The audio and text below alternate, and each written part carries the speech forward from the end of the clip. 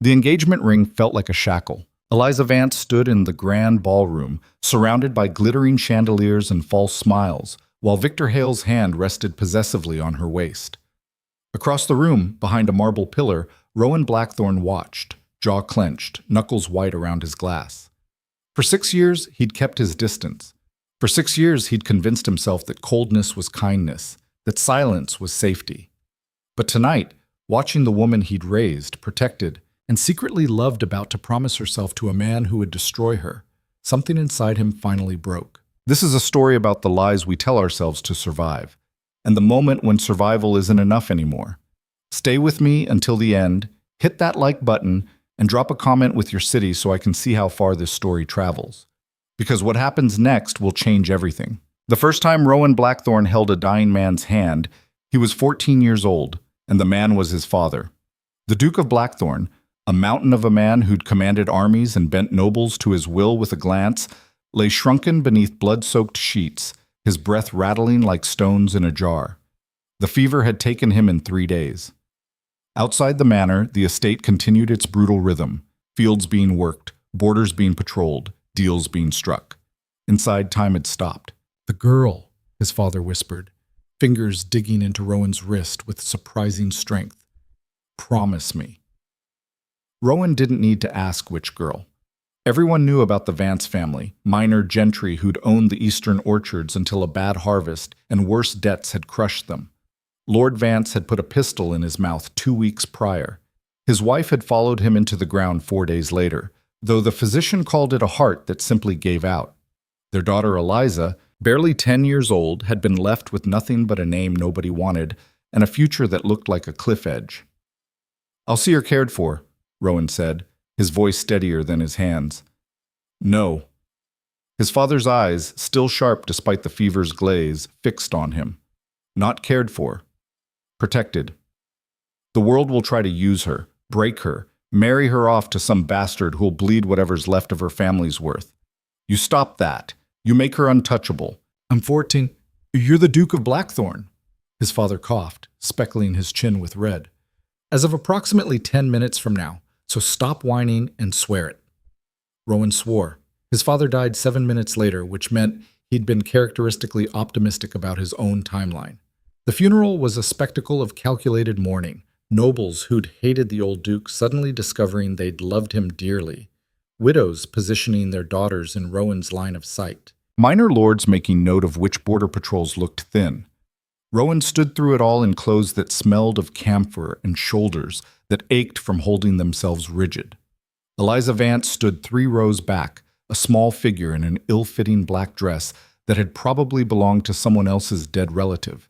Her face was pale, expressionless. She didn't cry. Rowan noticed because he wasn't crying either, and misery recognized its own. After, when the last carriage had rolled away and the servants were clearing wine glasses and sympathetic lies, he found her in the library. She was sitting on the floor beneath the window, a book open in her lap that she clearly wasn't reading. "You can stay," he said. She looked up. Her eyes were the color of storm clouds, gray with flecks of darker trouble. "Your charity is noted, Your Grace." The title sounded wrong in a 14-year-old's mouth. "It's not charity, it's a promise." Promises are what adults tell children when they mean maybe. He almost smiled. Almost. "Then let's call it something else. A contract. You stay here, you get fed, educated, protected. In return, don't make me regret it." She studied him for a long moment, this boy duke with his father's title sitting heavy as armor, and something shifted in her expression. Not trust, exactly, but maybe the foundation trust could be built on later, if they were both careful. "Deal," she said. That was how it started. The thing nobody told you about inheriting a dukedom at 14 was that everyone assumed you were temporary. Rowan learned this fast. The land steward would smile and nod at his suggestions, then do exactly what he'd planned all along. The marshal of the household guard would ask his opinion on patrol routes, then deploy men however he saw fit. Even the cook would accept his menu requests with a gracious bow, then serve whatever she'd already prepared. It would have been easier to let them. to be the decorative heir, while adults ran his estate into whatever future they thought best. But his father's words sat in his chest like a stone. "You're the Duke of Blackthorn." So he stopped suggesting and started commanding. When the steward ignored him, Rowan reviewed the books himself, caught 3 discrepancies, and had the man replaced by morning. When the marshal questioned his authority, Rowan joined the dawn patrol, rode 16 hours straight until his thighs bled, and earned the grudging respect of men twice his age. When the cook served mutton instead of the beef he'd requested, he ate in his study for a week until she got the message. He learned to wield power like his father had, not with volume, but with certainty. A quiet word that everyone knew meant action. A glance that made grown men reconsider their choices. And through it all, Eliza watched. She'd taken up residence in the East Wing, in a room that overlooked the orchards her family had once owned. The household staff didn't quite know what to make of her. Too high-born to be a servant, too poor to be a guest, too young to be a threat. So they mostly left her alone, which suited her fine. But Rowan didn't leave her alone. He couldn't, even if he'd wanted to. The promise to his father had wormed its way into his bones, become part of how he moved through the world. Protecting Eliza wasn't just duty. It was the first thing that had felt like his choice rather than inheritance. So when he noticed she was skipping meals, he had trays sent to her room. When the tutor dismissed her lessons as adequate for a girl, Rowan sat in on the sessions until the man's standards improved dramatically. When he caught a stable hand making crude remarks about the charity case in the East Wing, Rowan broke the man's nose personally, then had him removed from the estate by sunset. "You didn't have to do that," Eliza said later, finding him in the study where he was nursing his bruised knuckles with a whiskey he was too young to be drinking. He was out of line. He was stating facts. "I'm a charity case. You're a ward of this house." He looked up at her, this girl who refused to cry even when life gave her every reason. "That makes you untouchable. They'll learn. And if they don't, then I'll keep breaking noses until the lesson sticks." She almost smiled. Almost. "You'll run out of noses eventually. There's always more noses, Eliza. Trust me on that." This time she did smile, small and brief as a candle flame in wind, but real. The years passed in the strange rhythm of a household learning to function around a boy becoming a man and a girl becoming something the world didn't have a good word for. By 16, Rowan had stopped being decorative and started being dangerous. He'd expanded Blackthorn's borders through a combination of strategic marriages, other people's, brokered with surgical precision, aggressive land acquisition, and a reputation for ruthlessness that wasn't entirely unearned. When a neighboring lord tried to dam the river that fed Blackthorn's southern farms, Rowan didn't negotiate. He rode out with 40 armed men and tore the dam apart personally, then dared anyone to complain. Nobody did. Eliza, meanwhile, had grown into the kind of beauty that caused problems. Not the soft, decorative kind that men wrote poems about. Hers was sharp-edged and unsettling, high cheekbones that looked carved, dark hair that refused to behave despite the best efforts of frustrated maids, and those storm-gray eyes that seemed to see through whatever performance people were giving. She moved through the manor like she owned it, which she didn't, but also like she owed it nothing, which was worse somehow. The marriage proposals started when she was 15. "Absolutely not," Rowan said to the first one, a letter from some earl's third son who'd apparently seen her at a regional assembly and developed immediate romantic intentions. "You didn't even read it," Eliza pointed out. "Didn't need to." He tossed the letter into the fireplace. "He's 43, twice widowed under suspicious circumstances, and his estate borders a swamp. Next, I'm not actually asking your permission. Good, because you're not getting married. Eventually I will. That's how this works for women. Or did you miss that part of your expensive education?" He looked at her. Really looked. 16 years old and already exhausted by a game she hadn't chosen to play. "When you marry," he said slowly, "it'll be to someone worthy of you, not some desperate widower looking for a caretaker with a womb attached. Romantic. Realistic." She studied him the way she sometimes did, like he was a puzzle missing obvious pieces. "What if nobody's worthy? Then you don't marry. That's not how the world works, Rowan." "It's how my world works," he said, "and you're in it." The proposals kept coming. He rejected them all. By 18, they'd settled into something that looked like partnership. Eliza had a head for numbers that the steward grudgingly admitted surpassed his own. So Rowan started including her in estate management. She'd review the books, catch discrepancies he'd missed, suggest investments that paid off more often than not. When landowners came to negotiate deals, they'd find both of them across the table. The young duke with his father's ruthless certainty, and the sharp-eyed woman who could calculate profit margins in her head faster than their accountants could with pen and paper. "You should pay me," she said once, after a particularly profitable timber negotiation. "I keep you fed, clothed, and safe from idiot suitors. That's payment. That's baseline human decency. I'm talking about actual wages." He considered. 10% of whatever profit you generate above projections. 15. 12. Done. She held out her hand. He shook it, noting that her grip had gotten stronger. All those hours reviewing ledgers had built unexpected calluses. They were good together. That was the problem. No, that was the first problem. The second problem was that Rowan had started noticing things he shouldn't. The way lamplight caught in Eliza's hair during late-night account reviews. How her voice went soft when she was thinking hard about something. The rare, genuine laugh that only surfaced when she forgot to guard herself. The third problem was realizing he'd been noticing these things for a while, maybe years, and had been carefully not noticing that he was noticing. The fourth problem was the moment he understood what all this noticing meant. He was 20 years old, going over Border Patrol reports in his study, when Eliza walked in carrying the updated census records. She was wearing a dark green dress that the household had finally admitted she'd earned through her work.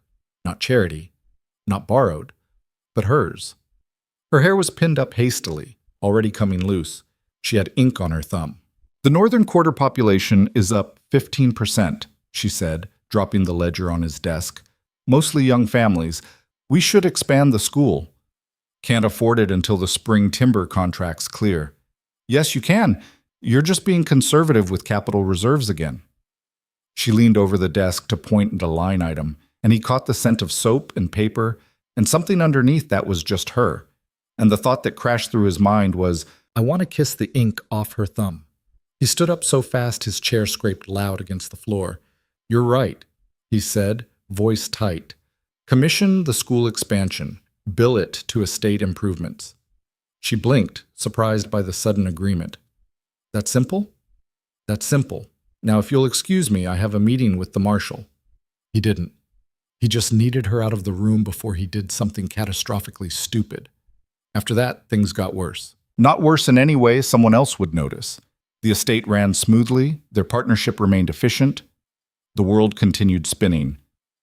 But inside Rowan's head, a war had started.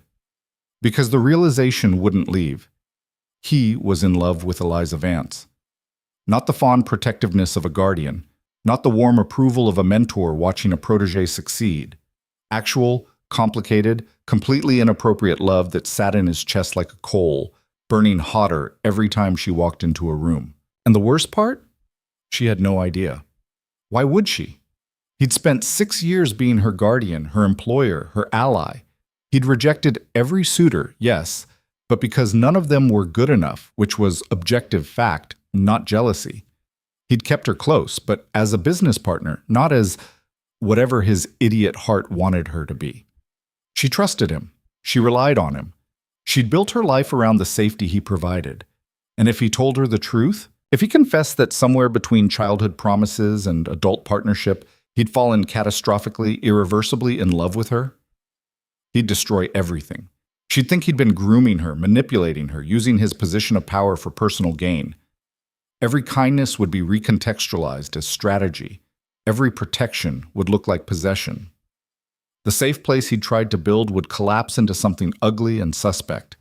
And even if, impossibly, she didn't see it that way, even if she somehow returned his feelings, then what?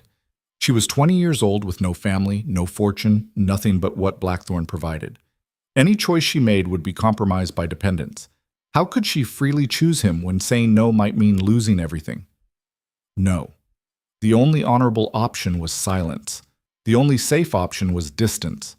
The only way to protect her, truly protect her, the way he'd promised his dying father, was to make sure she never knew. So Rowan did what he'd learned to do best.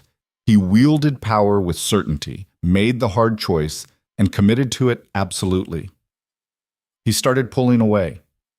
It began with small things, estate meetings where he'd bring the steward instead of her, account reviews he'd handle personally without asking for her input, dinners he'd take in his study rather than the dining room where they'd fallen into the habit of eating together.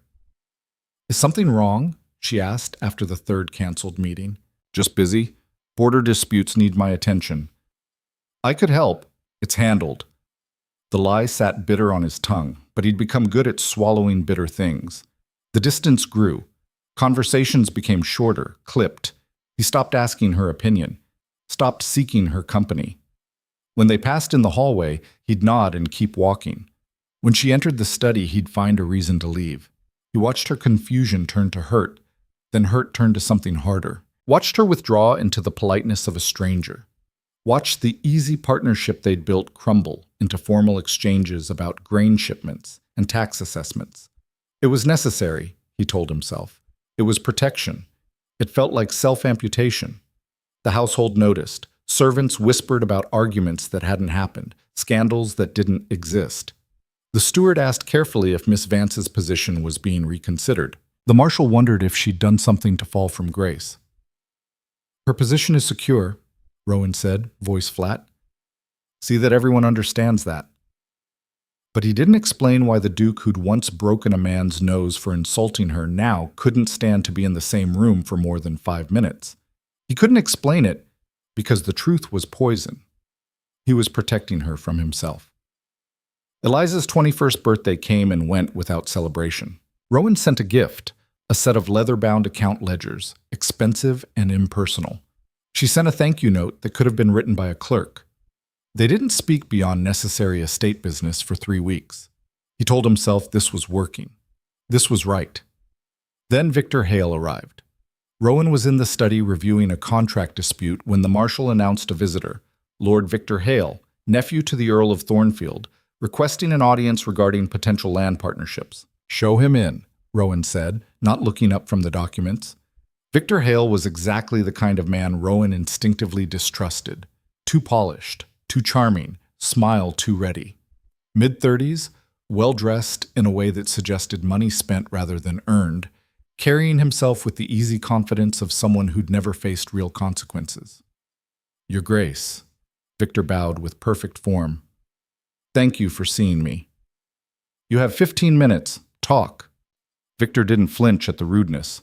Instead, he smiled wider. "Direct. I appreciate that. I'll match your efficiency. I'm interested in purchasing timber rights to your northern forests.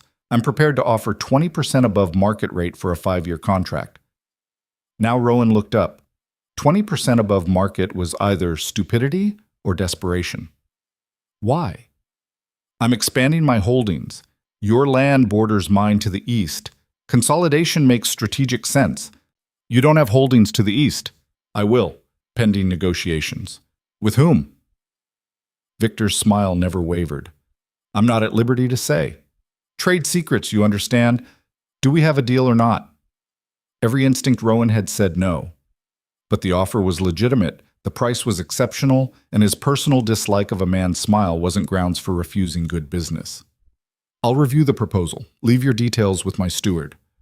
"Of course." Victor stood, then paused. "I don't suppose Miss Vance is available? I'd hoped to pay my respects." The coal in Rowan's chest flared hot. "Why?" "I met her briefly at the summer assembly. Remarkable woman. I'd heard she's been instrumental in Blackthorn's recent success." "She's busy." "Pity." Victor headed for the door, then turned back, and this time the smile had teeth. "Perhaps another time. I'll be in the area for a while. I'm sure our paths will cross." After he left, Rowan sat in the study, staring at the contract proposal he wasn't reading, fighting the urge to ride after Victor Hale and tell him to stay the hell away from Blackthorn and everyone in it. But he had no grounds, no right. He'd spent months pushing Eliza away, building walls between them, making sure she understood they were allies of convenience at best. He'd done this.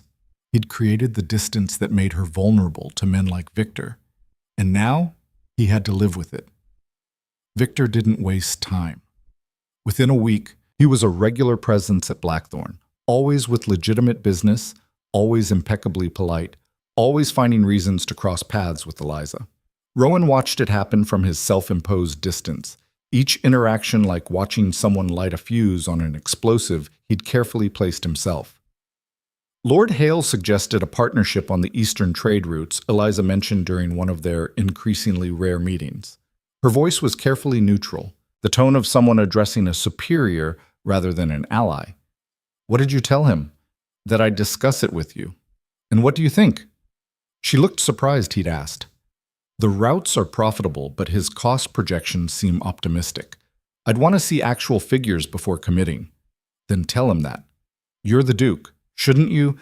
You're more than capable of handling negotiations. He kept his voice flat, professional. I trust your judgment. Something flickered across her face. Hurt, maybe, or anger, or both. Do you? Of course. Then why? She stopped, straightened her shoulders. Never mind, I'll handle Lord Hale. Sam. She left before he could explain what he couldn't explain, that he trusted her completely, that his distance had nothing to do with doubt and everything to do with the fact that being near her was becoming unbearable. That watching Victor Hale court her with transparent intentions made him want to throw the man off the estate by his collar, that he'd created this disaster personally and had no one to blame but himself. 3 months after Victor's arrival, Rowan found Eliza in the library, the same room where they'd made their original deal 10 years ago. She was reading by lamplight, still in the dark green dress she wore for estate work, hair coming loose from its pins. She looked up when he entered, expression guarded. Did you need something? He should leave, should maintain the distance, should stick to the plan that was protecting her from his completely inappropriate feelings. But the words came out anyway. Is Victor courting you? That's a personal question. It's a practical one. If you're being courted, I need to know. There are considerations. She closed her book very carefully. Such as? Your security, your future, my choices? I didn't say that. You didn't have to. She stood, and there was something in her eyes he'd never seen before. Not hurt, not anger, but something colder and more final. Let me make this simple. What I do, who I see, whether I accept anyone's courtship, that's none of your concern. You're a member of this household. I'm a ward you've barely spoken to in months. Her voice was level, almost conversational, which made the words cut deeper. You've made it very clear that our partnership is professional only. So unless Lord Hale's intentions affect estate business, my personal life is exactly that, personal. She was right, completely, objectively right. He had no grounds to question her, no right to interfere, no claim to make. But the thought of Victor Hale, with his too-ready smile and his suspicious business proposals, and his transparent designs on her fortune, making her believe his intentions were genuine, made Rowan's hands curl into fists. He's not what he seems, Rowan said quietly. Neither are you, apparently. Eliza. Is there anything else, Your Grace? The title was a wall. He'd built it himself, brick by careful brick, every withdrawn conversation and canceled meeting and professional distance adding another layer. No, he said, nothing else. She left without another word. Rowan stood in the library, surrounded by books and lamplight and the ghost of a promise he'd made to a dying man. Protect her. He was failing spectacularly. The engagement announcement came 6 weeks later. Rowan was reviewing spring planting schedules when the steward brought the news, delivered with the kind of careful neutrality that suggested everyone had been walking on eggshells waiting for his reaction. Miss Vance has accepted Lord Hale's proposal. They plan to marry in 3 months. She asked that you be informed. The paper in Rowan's hand crumpled. He smoothed it out deliberately, keeping his face blank. I see. Thank you. Shall I send congratulations on your behalf? Yes. Standard formalities. The steward hesitated. Your Grace, if I may, you may not. That will be all. After the man left, Rowan sat very still, staring at planting schedules he couldn't read, thinking about a 10-year-old girl who'd sat on a library floor and made a deal with a 14-year-old duke. Don't make me regret it, he'd said. He'd regretted nothing about Eliza. Everything he regretted was his own doing. The distance, the silence, the cowardice of never admitting the truth. He'd pushed her away to protect her, and in doing so, had shoved her straight into the arms of a man he didn't trust. 3 months. He had 3 months to either accept this or do something about it. The smart choice was acceptance. Eliza was an adult making her own decisions. Victor's business dealings might be questionable, but that didn't make him a villain. Maybe the marriage would be fine. Maybe Rowan's instincts were just jealousy in disguise. Maybe if he told himself that enough times, it would start to feel true. He made it 2 days before breaking. Rowan started investigating Victor Hale the way he'd once investigated rivals trying to encroach on Blackthorn territory. Thoroughly, quietly, and with no particular concern for privacy. What he found was worse than he'd feared. Victor Hale's expansion was fiction. The man was drowning in debt, gambling losses, failed investments, a lifestyle maintained entirely on credit and charm. The timber rights he'd wanted weren't for business. They were to be immediately sold to cover loans. The holdings to the east didn't exist, and Eliza, with her sharp mind and newly earned fortune from her percentage of Blackthorn profits, was worth more than Victor could lose in a decade of bad cards. Rowan read through the financial records his contacts had obtained, legal enough, barely, and felt rage settle into something cold and focused. This wasn't courtship. It was a transaction. Victor was buying solvency with a marriage proposal, and Eliza had no idea. He should tell her, show her the evidence, let her make an informed choice. But that would require explaining why he'd investigated her fiancé, why he cared, why the thought of her married to a man who saw her as a solution to his ledger problems made him want to tear the world apart. It would require admitting the truth he'd buried for years. 3 months, he'd thought. He had 3 months. He'd wasted 2 days. The engagement dinner was planned for Friday. Rowan spent the week preparing. Not a speech, not a plan, just gathering evidence and certainty in equal measure. He knew what he was about to do would probably destroy whatever fragile professional relationship he and Eliza still maintained. Knew it was reckless, inappropriate, a violation of the distance he'd worked so hard to build. But watching her walk into a marriage built on lies and desperation was unacceptable. Some promises mattered more than pride. Friday arrived with the kind of perfect weather that felt like mockery, clear skies, warm breeze, everything lovely except what was about to happen. The engagement dinner was a formal affair, held in Blackthorn's main hall, because Victor had suggested it would be fitting to celebrate on the estate where they'd met.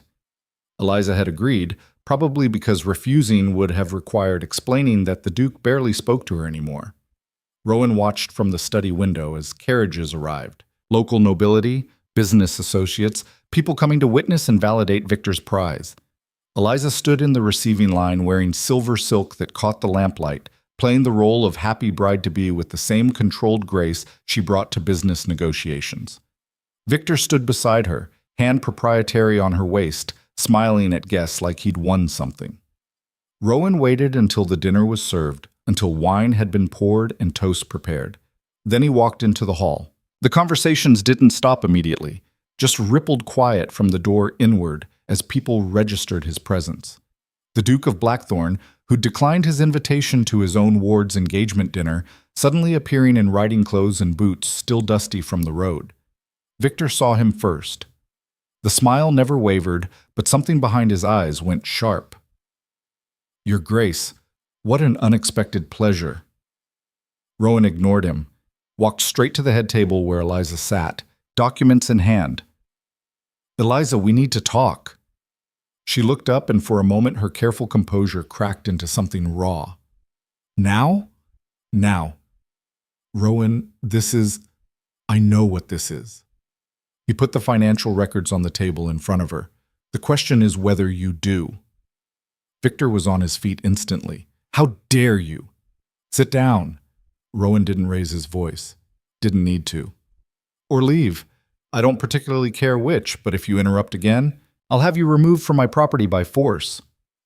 The hall had gone completely silent. 50 witnesses watching the Duke lose his careful control in the most public way possible. Eliza stared at the documents, then at Rowan. "What is this?" "Victor Hale's financial situation, the real one, not the version he's been showing you." He kept his eyes on her, only her. He's bankrupt. Has been for 2 years. The marriage isn't about you. It's about accessing your fortune before his creditors catch up. You investigated him. Her voice was flat, unreadable. Yes. You investigated my fiancé. Yes. After months of barely speaking to me, of making it clear you wanted nothing to do with my personal life, you decided to, what, protect me? Control me? Eliza, no. She stood, and there was fury in her storm gray eyes, fury and something that looked like betrayal. You don't get to do this. You don't get to push me away for months, make me feel like I did something wrong, like I'm just a business arrangement you're tired of managing, and then crash my engagement dinner like some kind of savior. He's using you. Maybe he is. The words came out sharp, cutting through the silent hall. Maybe I know that. Maybe I don't care. Maybe security with someone who actually wants my company is better than whatever this is. She gestured between them. The space that had once been partnership and had curdled into something neither of them knew how to name. Rowan felt the floor shift beneath him, the certainty he'd carried into this moment cracking like thin ice. You deserve better than security. You deserve… What? She stepped closer, voice dropping but intensity rising. What do I deserve, Rowan? Tell me. Because for 10 years I thought I knew. I thought we were building something. And then you just stopped. No explanation. No reason. Just cold shoulders and closed doors and professional distance. So forgive me if I don't trust your sudden concern for my well-being. Every eye in the hall was on them. Every ear hearing things that should have been private. But Rowan had committed to this path, and the only way out was through. I was trying to protect you, he said quietly. From what? From me. The silence that followed felt infinite.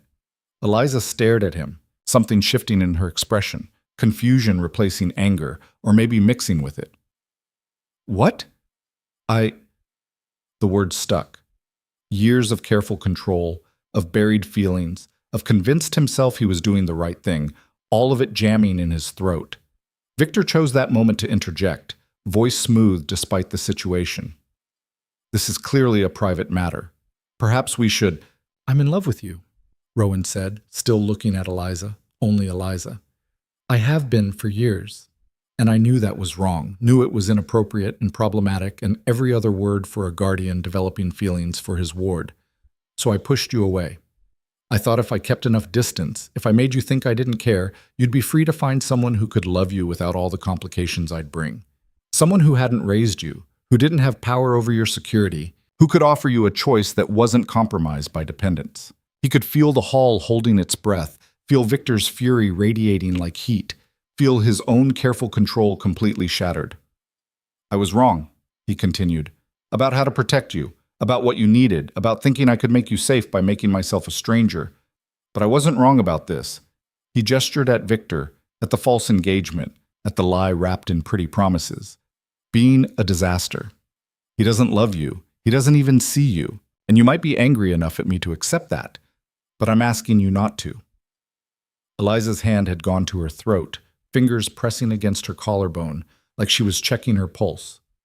You're asking me… I'm asking you to walk away from this. From him. Rowan felt the last of his pride crumble, felt himself standing not as a duke, but as just a man who'd failed at protecting the one thing that mattered. I'm not asking you to choose me. I know I don't deserve that. But choose yourself. Choose truth over security. Choose possibility over settling. You don't get to make that choice for me. I know. That's why I'm asking. The moment stretched, brittle as glass. Then Eliza picked up the financial documents, scanned them with the same sharp attention she'd once brought to estate ledgers. Rowan watched her face, watched the calculation, the realization, the slow understanding of how thoroughly Victor had lied. She set the papers down very carefully, turned to Victor. Is this true? Victor had the grace to look uncomfortable, though his smile was still trying to sell sincerity. The circumstances are complicated. Yes or no? Yes. But Eliza, my feelings for you are genuine. Get out. If you just let me explain, get out of this hall, off this estate, and out of my life. Her voice was ice over steel. And if you ever contact me again, I'll make sure every creditor you're hiding from knows exactly where to find you." Victor opened his mouth, looked at Rowan's expression, and clearly reconsidered. He left with as much dignity as a man could muster while being thrown out of his own engagement party. The hall erupted into whispers, scandalized, delighted, shocked. Eliza stood in the center of it all, still holding that careful composure even as her world rearranged itself.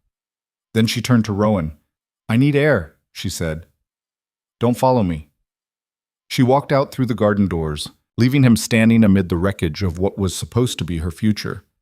Someone, the marshal, maybe, started clearing the hall, ushering guests out with the kind of firm politeness that didn't allow for argument.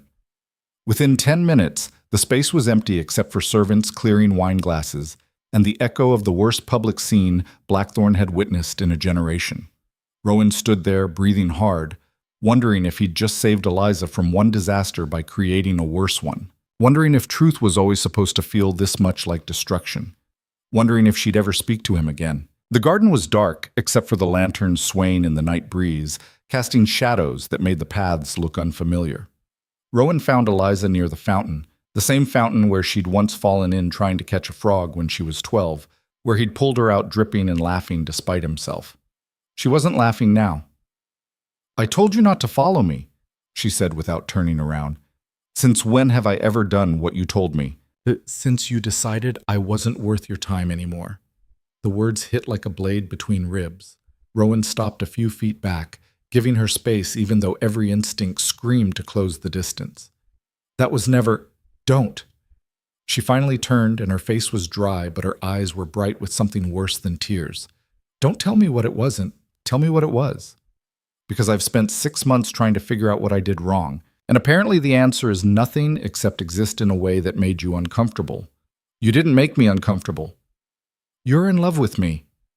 She said it like she was testing the words, seeing how they felt in her mouth. "That's what you said, in front of 50 people, in front of my—" She stopped. "In front of Victor. He was using you." "I know that now." Her voice went sharp.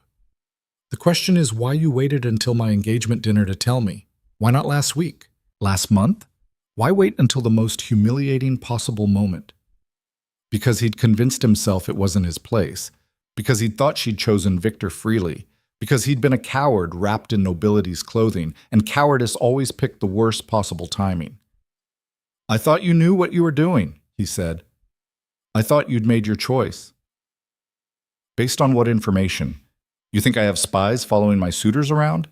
That I can afford private investigators?" She laughed, bitter and sharp. "I had what Victor showed me and what you didn't. And what you didn't was everything, Rowan. For months. You were a ghost in your own house. I was trying to give you freedom. By ignoring me? By making me feel like I'd become some kind of burden you were too polite to throw out?" She stepped closer, and he could see she was shaking, not with fear, but with rage that had been building for half a year. "You want to know what freedom looks like? It's having enough information to make real choices. It's being treated like a partner instead of a problem.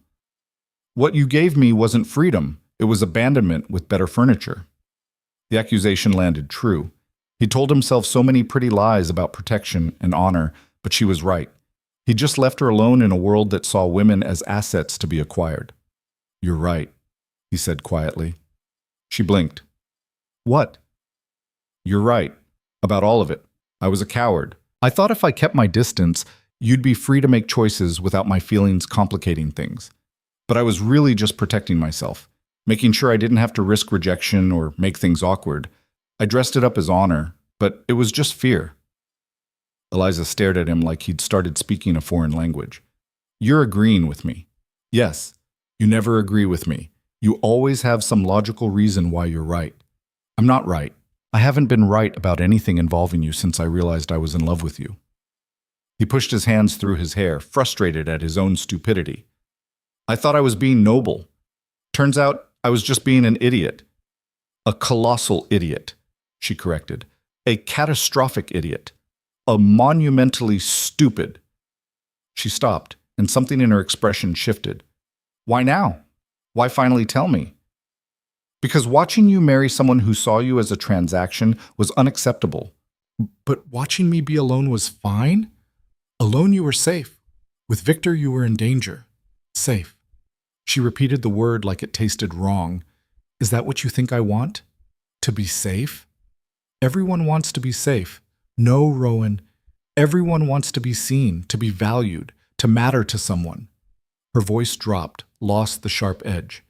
You were the only person who ever made me feel like I mattered, not because of family connections or money or what I could provide, just because I existed and you... She stopped, swallowed hard. And then you took it away, without explanation, without warning, like I'd failed some test I didn't know I was taking. You didn't fail anything. I did. Then why? The question came out raw. If you love me, why push me away? That makes no sense. This was the part he'd been dreading, the explanation that made him look like exactly the kind of man he'd promised his father he wouldn't be. Because I was your guardian, he said, because you were 16 when I started noticing you differently, and 17 when I realized what that meant, and by the time you were 20, I was so far gone, I couldn't trust myself to be objective about anything involving you. How could you freely choose me when refusing might mean losing your home? When saying no might mean being thrown out with nothing? You think I'm that fragile? That I'd say yes out of fear? I think you're that practical. And I think the world has made you that way by giving you no other choice. He held her gaze, made himself say the rest. I was trying not to be another man using his power to pressure you into something you didn't want. Eliza went very still. So you decided for me, without asking, without even giving me the option. Yes. That's still using power, Rowan, just in a different way. The words hit like a second blade, parallel to the first. She was right. Again. He'd been so busy trying not to be a villain that he'd become one anyway, the kind who thought he knew better, who made choices for other people's own good. I know, he said. I'm sorry. Sorry doesn't fix 6 months. But some of the fury had drained from her voice, replaced by exhaustion that made her look older than 21. Sorry doesn't undo Victor, or the humiliation of having my engagement exploded in front of half the county, or the fact that I now have to face all those people knowing they heard you declare your feelings like some kind of dramatic confession. I can handle the gossip. It's not your reputation at stake, it's mine. You're the Duke who dramatically saved his ward from a fortune hunter. I'm the naive girl who couldn't see she was being used, or worse, the calculating woman who trapped you into a confession. She wrapped her arms around herself. Either way, I'm the story people will tell at dinner parties for the next decade. Rowan hadn't thought about that, hadn't considered that his grand gesture of honesty would become a scandal with Eliza at the center. Another way he'd failed to protect her while trying to save her. We could leave, he said suddenly. What? Leave Blackthorn, both of us. Let the estate run itself for a while. The steward's capable enough. We could go somewhere no one knows the story, somewhere you're not the Duke's ward, and I'm not the lord of the manor. Run away. Get perspective. Rowan, you can't just leave your estate because you made a scene at a dinner party. I'm not leaving because of the scene. I'm leaving because staying here means watching you navigate the aftermath of my mistakes while I'm stuck being the Duke who caused them. At least if we leave, we're on equal footing. Eliza looked at him like he'd suggested they sprout wings and fly to the moon. Equal footing. You're the Duke of Blackthorn. I'm a woman with no family and a reputation that's about to be shredded. We're not on equal footing anywhere. Then what do you want me to do? Tell me. I'll do it. I want... She stopped, frustration bleeding into her voice. I don't know what I want. I want to go back to 6 months ago when we were partners and I understood what we were to each other. I want Victor to not have been a liar. I want you to not have dropped a love confession in the middle of my engagement dinner, like a grenade. I can't undo any of that. I know. She turned back to the fountain, voice going quiet. I need time, Rowan, to think, to figure out what I actually feel versus what I'm just reacting to. Can you give me that? Every instinct said no. Said to push, to explain more, to convince her that what he felt was real and worth something. But he'd spent 6 months making decisions for her without asking. Yes, he said. Take whatever time you need. And you'll actually give me space?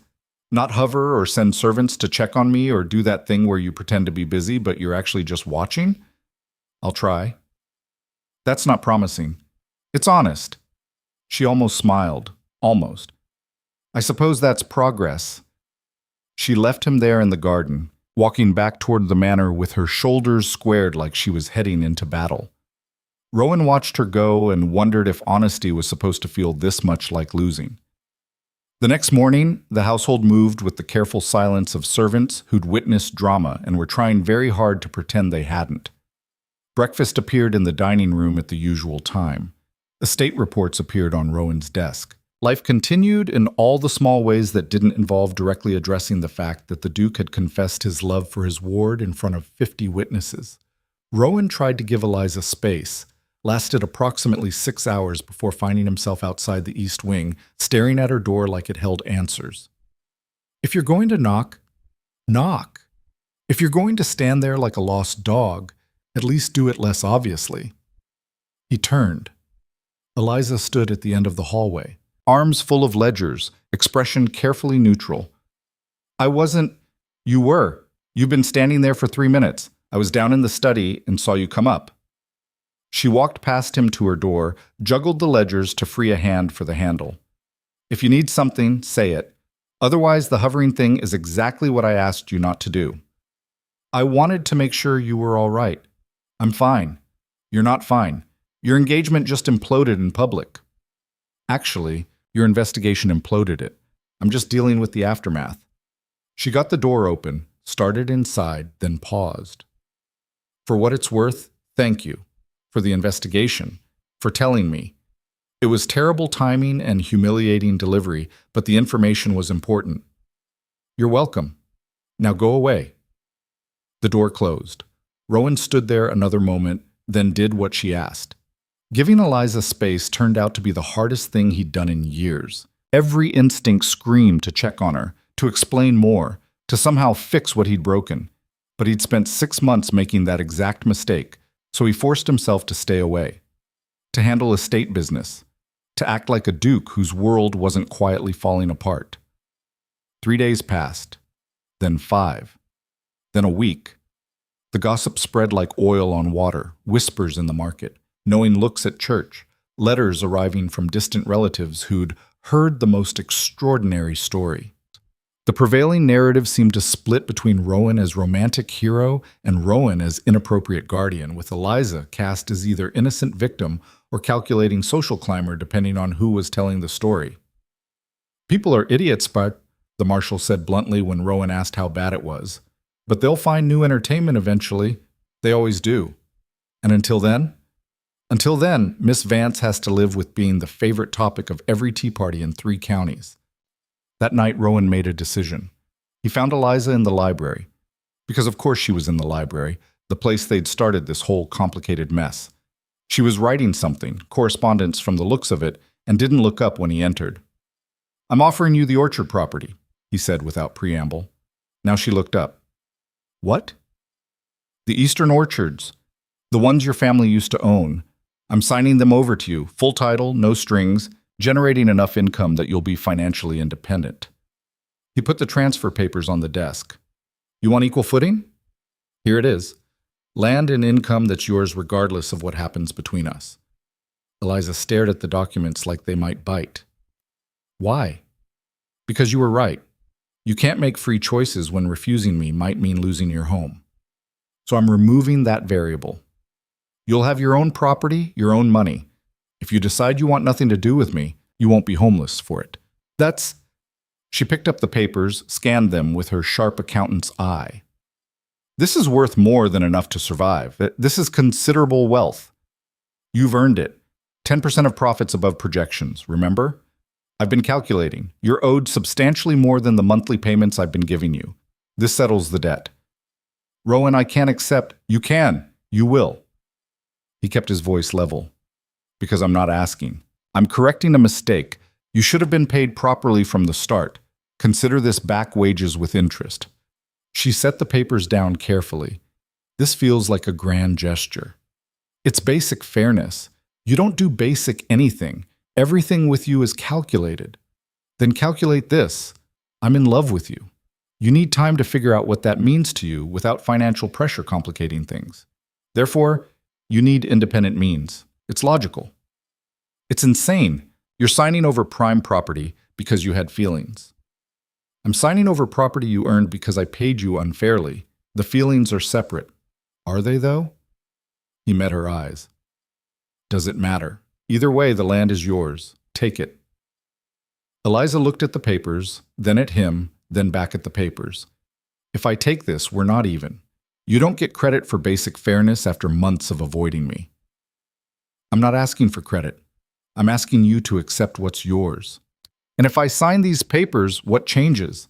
Nothing. You still get time. I still give you space. The difference is you get it without worrying that refusing me means losing security. She picked up the pen, held it poised over the signature line. You realize this means I could take the property and leave Blackthorn entirely. Yes. And you're fine with that? I'm fine with you having choices. What you do with them is up to you. She signed. 3 quick strokes that transferred ownership of land her family had loved and lost. When she looked up, her eyes were bright. Thank you, she said quietly. You're welcome. He turned to leave before he could say something that would ruin the moment. Rowan? He stopped. I do need time, but not because I don't know how I feel. Her voice was careful, like she was navigating a path in the dark. I need time because I'm angry. At you, at Victor, at the whole situation. And I need to figure out if the anger is bigger than whatever else I feel. Because if we do this, if we try to be something other than guardian and ward or even partners, I need to know I'm choosing it clearly, not out of habit or gratitude or proximity. That's fair. Is it really? Because you look like I just stabbed you. I look how I feel. That doesn't make what you're saying wrong. She almost smiled. Since when are you this reasonable? Since I realized being unreasonable lost me 6 months with you. That's almost romantic. Almost? You're still hovering. We agreed about the hovering. He left, taking his almost romantic hovering with him. The next week tested Rowan's ability to maintain distance in ways that felt actively designed to break him, because Eliza didn't leave Blackthorn, didn't even move to her new property immediately. Instead, she stayed in the East Wing, working on estate business like nothing had changed, while simultaneously avoiding him with surgical precision. They'd pass in hallways. She'd nod politely and keep walking. They'd attend the same meetings. She'd direct all comments to the steward or marshal, never directly to Rowan. She'd eat breakfast after he'd finished, take dinner before he started, organize her entire schedule around not sharing space with him for longer than absolutely necessary. It was professional. It was appropriate. It was driving him slowly insane.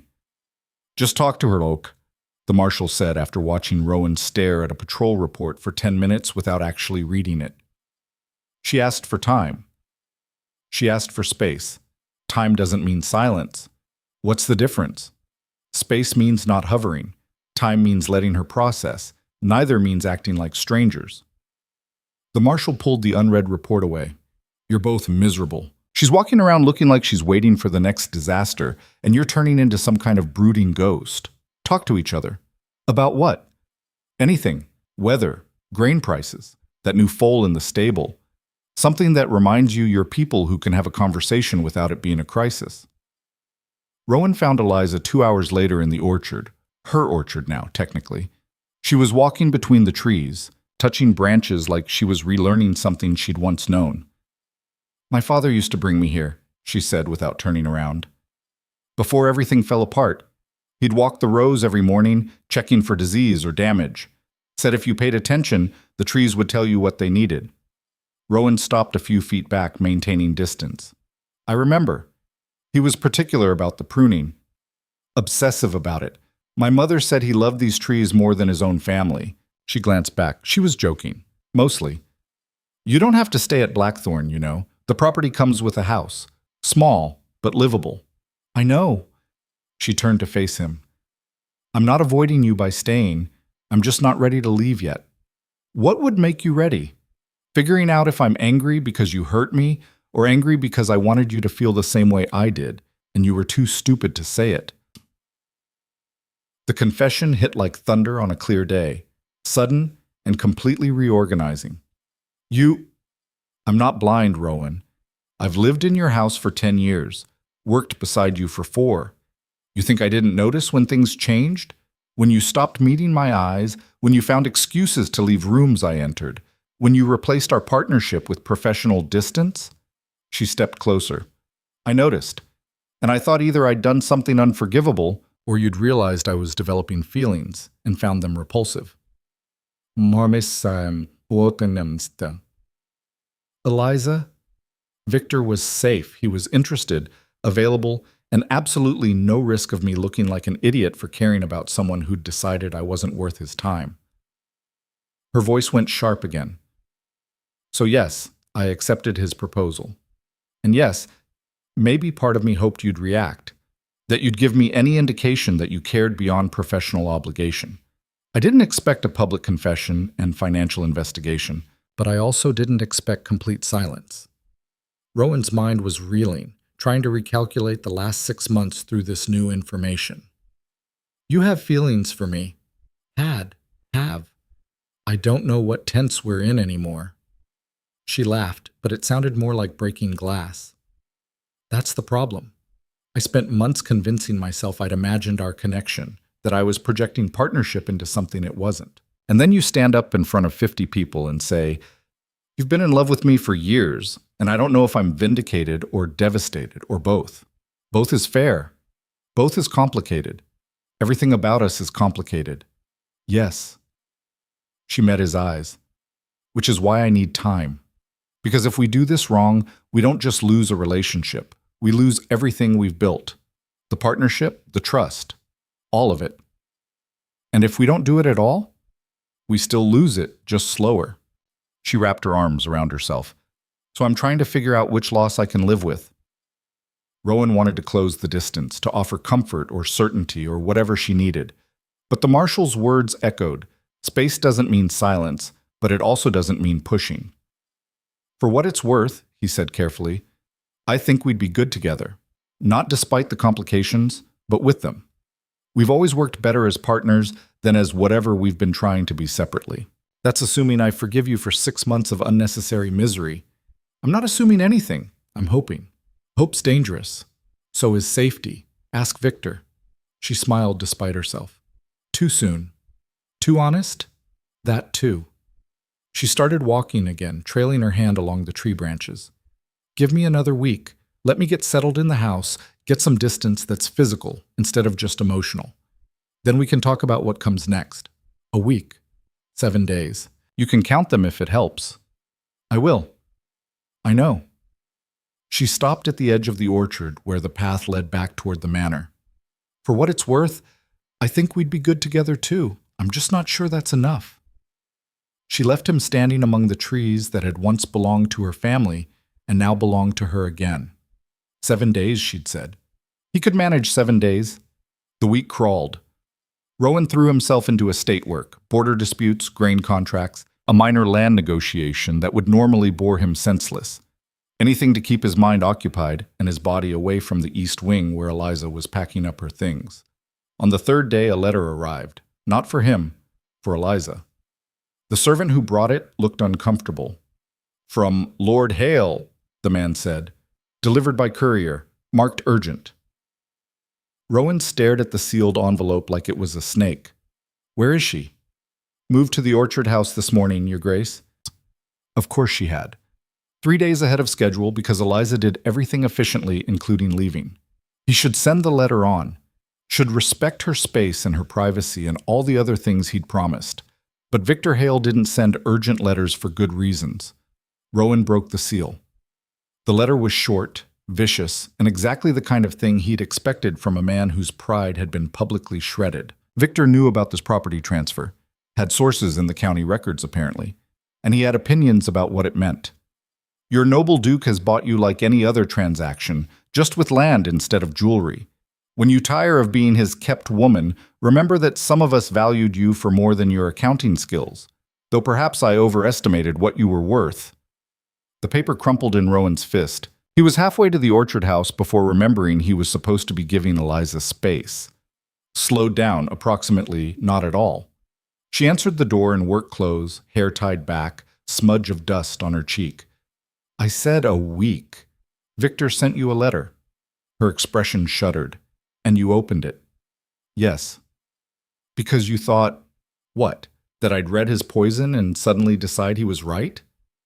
I thought he'd try to manipulate you. I was correct. So you violated my privacy to protect me. Again. She held out her hand. Give me the letter. He handed over the crumpled paper, watched her smooth it out, read Victor's words with the same analytical focus she'd bring to a contract dispute. When she finished, she folded it precisely and met his eyes. He's pathetic, she said calmly. And you're interfering. He called you a kept woman? He called me worse things when I broke the engagement. Words don't matter, Rowan. Actions do. She stepped back from the door. And your actions keep telling me you don't trust me to handle myself. That's not... It is. You investigated Victor without asking me. You crashed my engagement without warning me. You opened my private letter without permission, all because you decided you knew better what I needed. Her voice stayed level, which somehow made it worse. I know you think you're protecting me, but what you're really doing is treating me like I'm still that 10-year-old girl who needed saving. You think I see you as a child? I think you see me as someone who needs you to make choices for them. And maybe I did once, but I don't anymore. The words landed with devastating accuracy, because she was right. Some part of him was still that 14-year-old Duke making a deathbed promise to protect her, still seeing threat around every corner and thinking his job was to stand between Eliza and anything that might hurt her. I don't know how to stop, he admitted. Then figure it out. She held the door frame, not quite closing it, but making clear the conversation was ending. Because I can't build something with someone who thinks my life is his to manage, even if his intentions are good. Eliza, 4 more days, Rowan. Let me have them. The door closed. Not slammed. She didn't waste energy on dramatic gestures, just a firm, final click that said the discussion was over. Rowan walked back to the manor feeling like he'd been in a fight and lost without ever throwing a punch. That night he did something he hadn't done in years. He went to the library, pulled down the journal his father had kept, and read the entry from the week before his death. The boy has potential. Harder than I was at his age, which is both good and concerning. He understands power, but not yet how it corrupts. Teaching him that lesson would take more time than I have. I'm trusting he'll learn it himself before it costs him something he can't afford to lose. Further down, made him promise to protect the Vance girl. Not sure if that was wisdom or cruelty. Protection without understanding turns into control. Control without trust becomes prison. If he's not careful, he'll save her from every danger except himself. The word sat in Rowan's chest like a stone. His father had seen it coming, the exact mistake he was making, and Rowan had walked right into it anyway, convinced his version of protection was different, better, justified. He closed the journal and made his own promise. For the next 4 days, he would stay away, completely. Let Eliza have the space she'd asked for without him hovering at the edges, waiting to swoop in and save her from problems she was perfectly capable of handling herself. It was the hardest thing he'd ever done. The 4 days passed like 4 years. Rowan handled estate business, met with the steward and marshal, reviewed reports and contracts and all the mundane machinery of running Blackthorn. But his mind was always half at the orchard house, wondering what Eliza was doing, if she was all right, if she'd made any decisions about their future. On the morning of the 8th day, she appeared in his study doorway without warning. I have an answer, she said. His heart stopped, started again, kept beating despite feeling like it might explode. All right. But first you're going to answer a question for me, honestly. Anything. If I had married Victor, if I'd gone through with it before you discovered his debts, would you have said anything, ever? The question was a trap and a test, and absolutely fair. Rowan set down his pen, gave her the honesty she'd asked for. No, he said. I would have convinced myself you were happy, that my feelings were my problem to handle. I would have watched you marry him and told myself I was being noble. Even if the marriage was wrong for me, I didn't think it was my place to judge. But you investigated him anyway, because debts are facts, not feelings. I could justify investigating suspicious business dealings. I couldn't justify interfering with your choice of husband just because I wanted to be that husband instead. Eliza stepped into the study, closed the door behind her. That's what I thought. You drew a line. Protection was acceptable. Interference wasn't, as long as you could call it protection. Yes. That's the problem, Rowan. That line? It doesn't exist.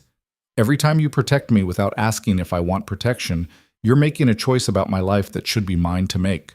Whether you call it duty or love or honor doesn't change what it is. I know. Do you? Because knowing and changing are different things. He stood, came around the desk, but kept distance between them. I don't know if I can promise I'll never want to protect you. It's wired too deep. I'm not asking you to never want it. I'm asking you to check with me first, to let me choose whether I want your help or whether I want to handle it myself. She met his eyes. Can you do that? I can try. That's still not promising. It's still honest. She smiled, small and real. All right, then here's my answer. I want to try. Not a courtship, not some dramatic romance. Just try to be two people who care about each other and see if we can figure out how that works without one of us making decisions for both. Relief hit like a wave. I can do that. Can you? Because it means when I say I don't want your help, you actually don't give it. When I say I'm handling something, you trust that I am. Even if I think you're making a mistake? Especially then, because they're my mistakes to make. It went against every instinct, every promise to his father, every protective impulse, every habit built over 10 years. But she was right. Without trust, they'd just build a different kind of prison. All right, he said. We try. Good. She crossed the final distance between them, close enough that he could see the flecks of darker gray in her eyes. One more thing. What? If you ever open my private correspondence again, I'll break your nose, partner or not. He believed her, understood. Good. She kissed him then, quick and certain, and absolutely nothing like he'd imagined in the years of not imagining kissing her. Now take me to dinner. Actual dinner, in public, where people can see we're trying this thing, because I'm done hiding. That will cause talk. Rowan, exploding my engagement caused talk. At this point, we might as well give them something real to discuss. They went to dinner, the same inn where county social gatherings happened, where everyone would see and speculate and draw conclusions. Eliza walked in with her hand on his arm, chin up, daring anyone to comment. Nobody did, at least not where they could hear. But Rowan caught the looks, some approving, some scandalized, some calculating what this meant for alliances in business. And he realized this was what the next months would be, navigating a relationship in public, with half the county watching for it to fail or succeed. Let them stare, Eliza said, catching his expression. We've given them plenty of material already. You're not worried about your reputation? My reputation was decided the moment you confessed at my engagement dinner. At least now I'm choosing what happens next. See, she was braver than he was, always had been. The 10-year-old who'd faced losing everything with dry eyes, the 21-year-old who could end an engagement in 3 words and walk away without looking back. What? She said, catching him staring. Just realizing I'm in trouble. Because? Because you're magnificent when you're certain about something. And you're certain about this. Don't get used to it. I'm certain until I'm not, and then I'm a disaster. I'll take my chances. They ate dinner while the county watched and whispered. Made it through dessert before someone, a local magistrate with too much wine and too little sense, approached their table. Your Grace, Miss Vance. Lovely to see you both. The man's smile was friendly enough, but his eyes were calculating. I was just mentioning to my wife what a fortunate turn of events this is. After that unfortunate business with Lord Hale. Fortunate, Eliza repeated flatly. Well, yes. Young women can be so easily deceived by practiced suitors. Good thing you had the Duke looking out for your interests. Rowan felt Eliza's hand tense on the table, felt his own protective instincts rise, and stopped himself. Waited. The Duke, Eliza said, voice pleasant as poison, investigated a business partner whose dealings seemed suspicious. That the partner happened to be my fiancé was incidental. I made my own choice about the engagement based on the information provided. Of course, I simply meant, and I'd appreciate it if people stopped treating me like I'm some kind of rescued damsel. I'm a landowner and businesswoman who made a mistake, corrected it, and moved on. If that offends your narrative, feel free to be offended somewhere else. The magistrate sputtered. I meant no offense. Good, then we're done here. He retreated. Eliza picked up her wine glass with a hand that shook slightly. How did I do? She asked quietly. Perfect, Rowan said, though I wanted to throw him through the window. I noticed. You got that look. What look? The one where you're calculating force and trajectory. Happens right before you break someone's nose. Man ist sanate. She sipped her wine. You didn't, though. You let me handle it. You said they're your battles to fight. I did. Doesn't mean it isn't nice having someone who'd throw magistrates through windows if I asked. I would, happily. I know. That's why I didn't ask. They finished dinner, walked back to Blackthorn through darkness that felt less heavy than it had in months. The estate loomed ahead, familiar and complicated, and home. At the door, Eliza turned to him. This is going to be hard. People will talk.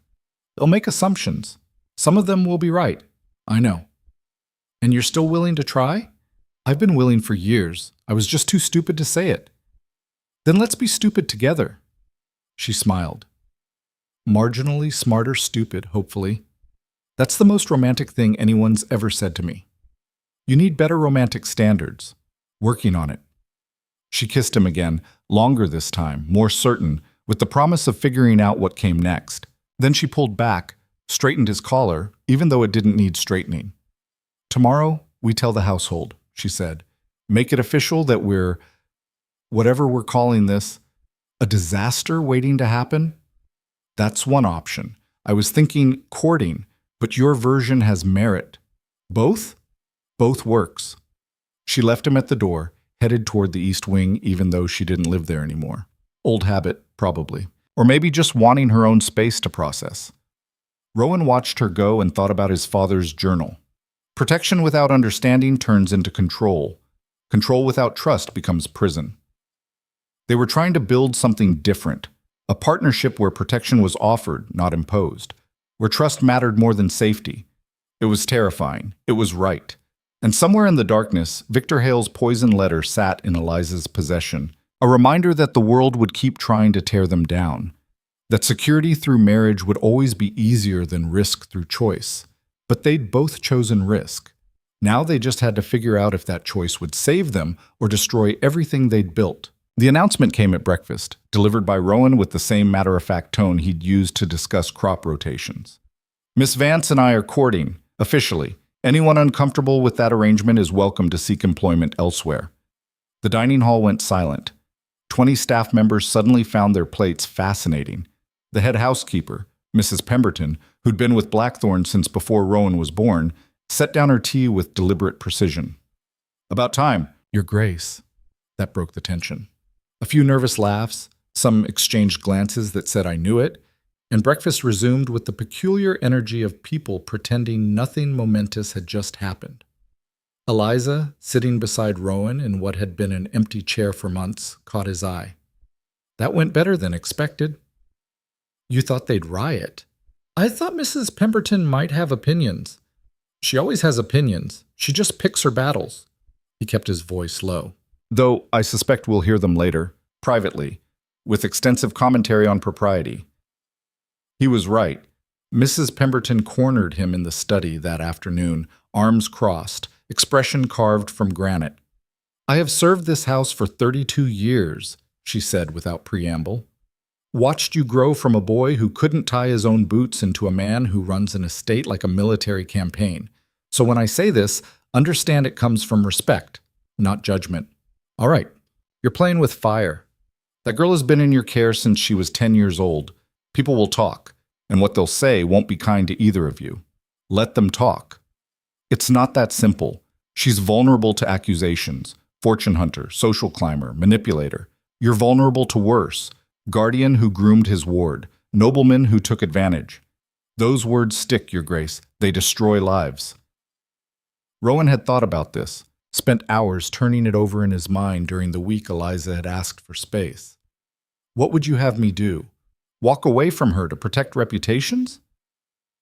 I'd have you think about what you're protecting her from and what you're exposing her to, because right now, you're making her the center of every scandal-hungry gossip's attention. Is your courtship worth that cost? Ask her. She's the one who insisted we do this publicly. Mrs. Pemberton's expression shifted, not softening exactly, but recalibrating. She said that? She said she was done hiding, that if people were going to talk anyway, we might as well give them something real to discuss. Brave girl? Braver than me. That's been true since she was 12. The housekeeper moved toward the door, then paused. For what it's worth, I think you're good for each other. I also think the next few months are going to test exactly how good. Don't fail her, Your Grace. She's had enough men do that already. After she left, Rowan sat with the warning like a weight in his chest. He'd known pursuing this publicly would bring scrutiny, had accepted it as the price of honesty. But Mrs. Pemberton was right. Eliza would bear the worst of it. Always did in situations where a man and woman of unequal power became entangled. He was still brooding when Eliza found him an hour later. Mrs. Pemberton corner you? She asked, settling into the chair across from his desk. How did you know? Because she cornered me first. Wanted to make sure I understood what I was getting into. Eliza's smile was wry. Gave me a whole speech about reputation and propriety and the cruelty of county gossip. And I told her I appreciated the concern, but I'd survived worse than gossip.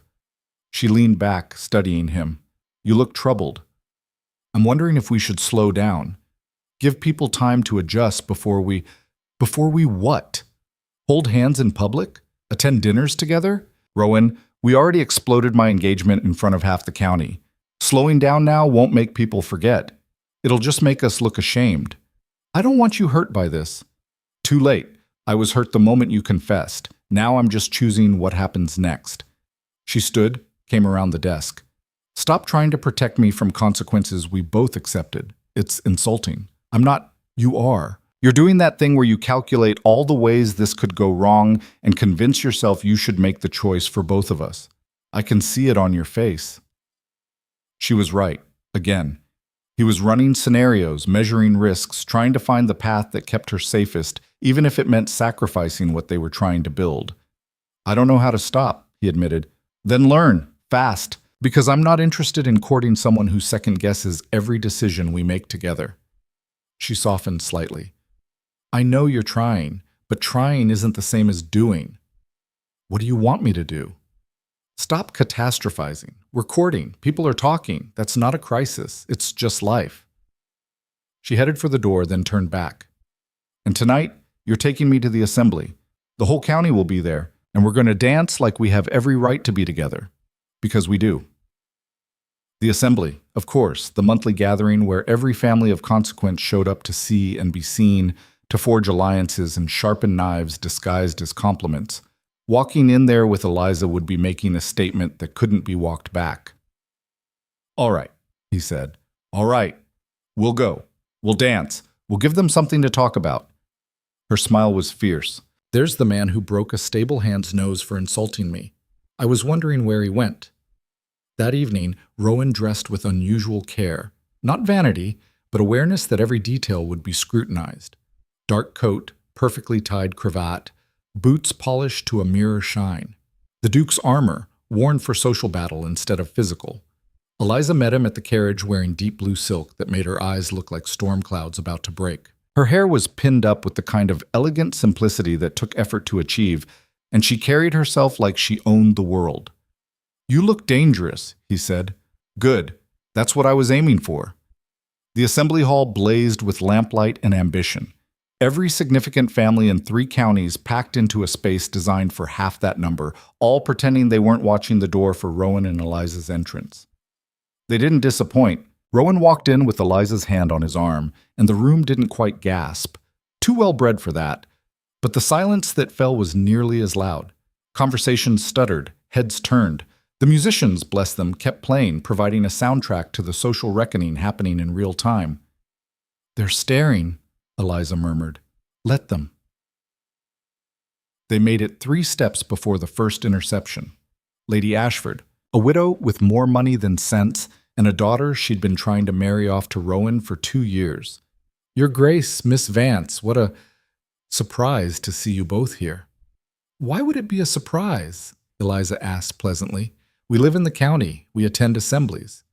"Yes, but given recent events, I thought perhaps you'd want to avoid—" "Avoid what? People?" Rowan kept his tone light, but his meaning clear. "We're not in mourning, Lady Ashford, or hiding." "Of course not. I simply meant—" The woman floundered, clearly having expected them to be defensive. "Well, I hope you enjoy the evening." She retreated. 2 more approaches followed, a local magistrate offering congratulations that sounded like accusations, a merchant's wife making pointed comments about propriety. Eliza handled them with the same pleasant ruthlessness she'd once used on difficult business negotiations. "You're good at this," Rowan said quietly. "I've had practice. You don't survive in this world as an orphan without learning how to smile while people insult you. You shouldn't have to, but I do, so I'm good at it." She squeezed his arm. "Now, ask me to dance before someone else corners us." He led her onto the floor as a waltz started, pulled her into the proper hold, his hand at her waist, hers on his shoulder, their other hands clasped. The position that was technically appropriate and felt anything but. "Everyone's still watching," she said. "They'll get bored eventually." "Will they? We're better entertainment than anything else here." She wasn't wrong. As they moved through the dance, Rowan could feel eyes tracking them, could practically hear the speculation building. How long had this been happening? Had it started before or after Victor? Was this genuine affection or opportunistic calculation? "You're thinking too loud," Eliza said. "I'm not thinking at all." "Liar. You're cataloging every person watching us and planning how to manage the fallout." "Maybe." "Definitely." She smiled up at him. "Stop it. Just dance." So he did. Let the steps take over, the rhythm override his tendency to strategize. For 3 minutes, they were just 2 people moving together, and the rest of the room faded to background noise. The music ended.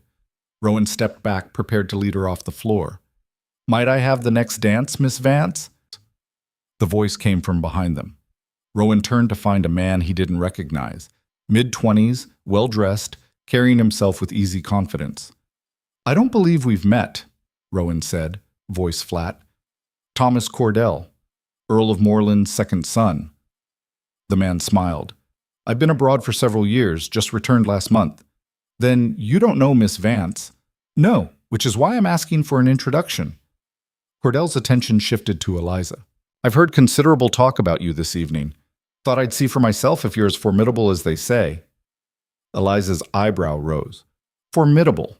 What a romantic word. I'm not trying to be romantic, just honest." He held out his hand. "1 dance. If you're terrible company, I'll return you to the Duke with my apologies." Rowan's instinct was to refuse for her, to put himself between Eliza and this stranger making casual requests like he had any right. But her earlier words echoed, "They're my battles to fight." He looked at Eliza. She looked back, clearly wondering what he'd do. "Your choice," he said. Something shifted in her expression, surprise maybe, or approval. She turned to Cordell. "1 dance. But fair warning, I'm excellent company, which means you'll have to work to be interesting." Cordell laughed and led her back onto the floor. Rowan watched them go, fighting every protective impulse that screamed to intervene. This was what trust looked like, he reminded himself, letting her make choices even when he didn't like them. "Difficult, isn't it?" Rowan turned. Lord Hastings, one of his father's old allies, stood beside him, also watching the dancers. "What is?" "Watching someone you care about make their own decisions, especially when you're used to controlling outcomes." Hastings sipped his wine. "Your father had the same problem, drove your mother mad." "I didn't know that." "Because he learned to hide it. Took him years. You're starting younger, at least." The older man's gaze sharpened. "Word of advice, that boy dancing with your lady? He's broke. Not Victor Hale broke, actual destitution. His family lost everything in bad shipping investments. He's here trolling for an heiress. Rowan's hand tightened on his glass. You're sure? Completely. I know his creditors personally. Hastings paused. I'm telling you because you should know, not because you should do anything about it. She's smart enough to handle one fortune hunter without you hovering. And if she's not, then she learns. That's how people grow, by making mistakes and surviving them. Hastings clapped him on the shoulder. Trust her, or don't court her. Those are your options. The old lord walked away, leaving Rowan to watch Eliza dance with a man who saw her as a financial solution. She was laughing at something Cordell said, looking genuinely entertained. She had no idea she was being targeted. Again. He could tell her. Should tell her. Cordell was circling like Victor had, just with better timing and worse debts. One word from Rowan, and she'd know exactly what she was dealing with. But that would be making the choice for her, deciding she needed protection before she'd asked for it. The dance ended. Cordell returned Eliza to Rowan with a bow and a smile that looked genuine enough to be dangerous. Thank you for the dance, Miss Vance. I hope we meet again soon. Perhaps, she said noncommittally. After he left, she turned to Rowan. Well, aren't you going to tell me he's probably a fortune hunter? Rowan blinked. You knew? I can do basic math. Unknown nobleman suddenly appears, asks the scandalous woman to dance, lays on the charm. It's not complicated. She took his arm. Were you planning to warn me? I was deciding. And? Hastings said I should trust you to handle it yourself. Hastings is smarter than you, apparently.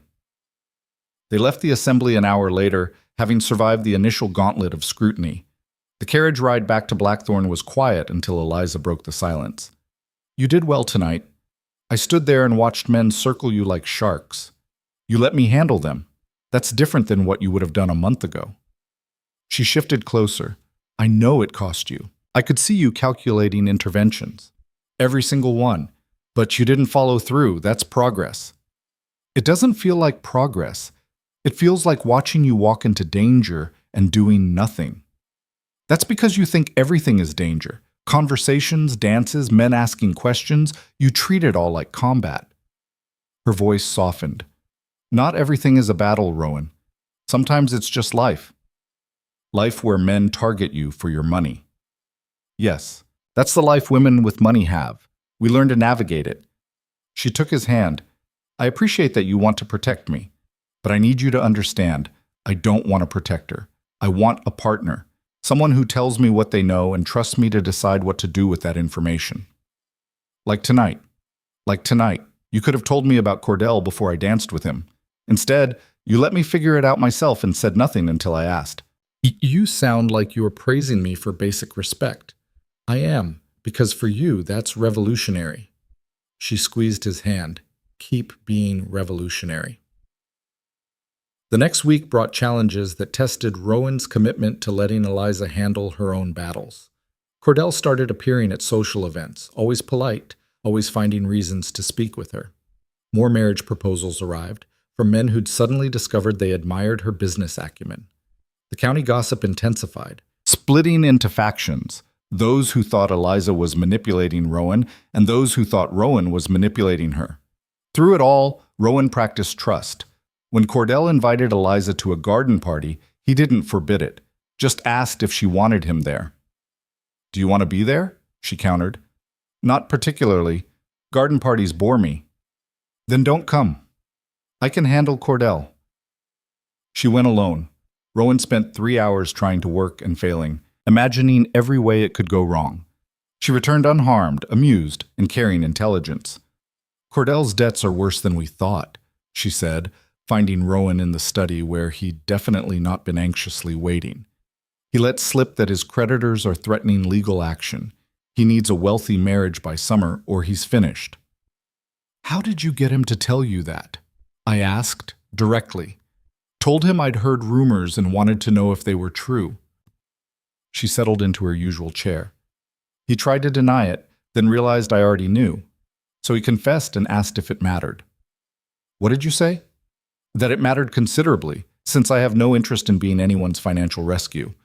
Then I suggested he try Lady Ashford's daughter. She's wealthy, desperate for a title, and would probably overlook his debts for the Earl's name. Rowan stared. You matched him with someone else?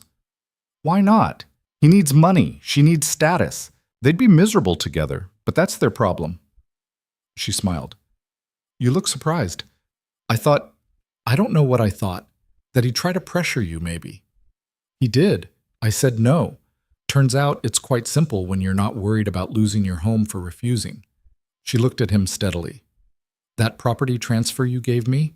That's what actual protection looks like. Not hovering or investigating or making decisions for me. Just making sure I have enough power to make my own choices safely. I'm learning that. Good. Keep learning. But the universe had other plans for Rowan's education and trust. 2 weeks after the assembly, a letter arrived marked urgent. Not from Victor this time, from the magistrate's office. Official seal, formal language, bad news, and bureaucratic clothing. An inquiry has been opened regarding potential impropriety in the guardianship of Miss Eliza Vance, specifically concerning the recent transfer of property and the nature of the relationship between Miss Vance and Rowan Blackthorne, Duke of Blackthorne. Your presence is requested for questioning. Rowan read it 3 times, rage building with each pass. Someone had reported them, had turned their relationship into a legal matter, suggesting that the property transfer was improper, that the guardianship had been corrupt, that he'd taken advantage. Let me guess, Oz, Eliza said, reading over his shoulder. Anonymous complaint? It doesn't say. It doesn't have to. This is Victor's work, or someone like him. She took the letter, scanned it clinically. They're using the property transfer against you, making it look like you bought my cooperation. Which is exactly what he accused me of in that letter. Yes, he's cleverer than I gave him credit for. She set down the paper. What do you want to do? Rowan's immediate instinct was to ride to the magistrate's office and explain precisely what he thought of anonymous complaints and implications of impropriety. To defend Eliza publicly, to set the record straight, to make it absolutely clear that nothing untoward had happened. But that would be him taking over, making it his battle instead of theirs. What do you want to do? He asked. She smiled, sharp and pleased. There's that learning. I want to respond jointly, show up together, answer questions together, make it clear we're partners in this. Anything else plays into their narrative, that you're the powerful duke and I'm the helpless ward. You're never helpless. I know, they don't. Let's educate them. The inquiry was held in the magistrate's office, a cramped room that smelled of old paper and older prejudices. The magistrate himself, a thin man named Whitmore, sat behind a desk that looked designed to make visitors feel small. 3 other men occupied the room, a clerk taking notes, and 2 concerned citizens who'd requested the inquiry. One Rowan didn't recognize. The other made his blood go cold. Victor Hale, looking pleased with himself. This is harassment, Rowan said flatly.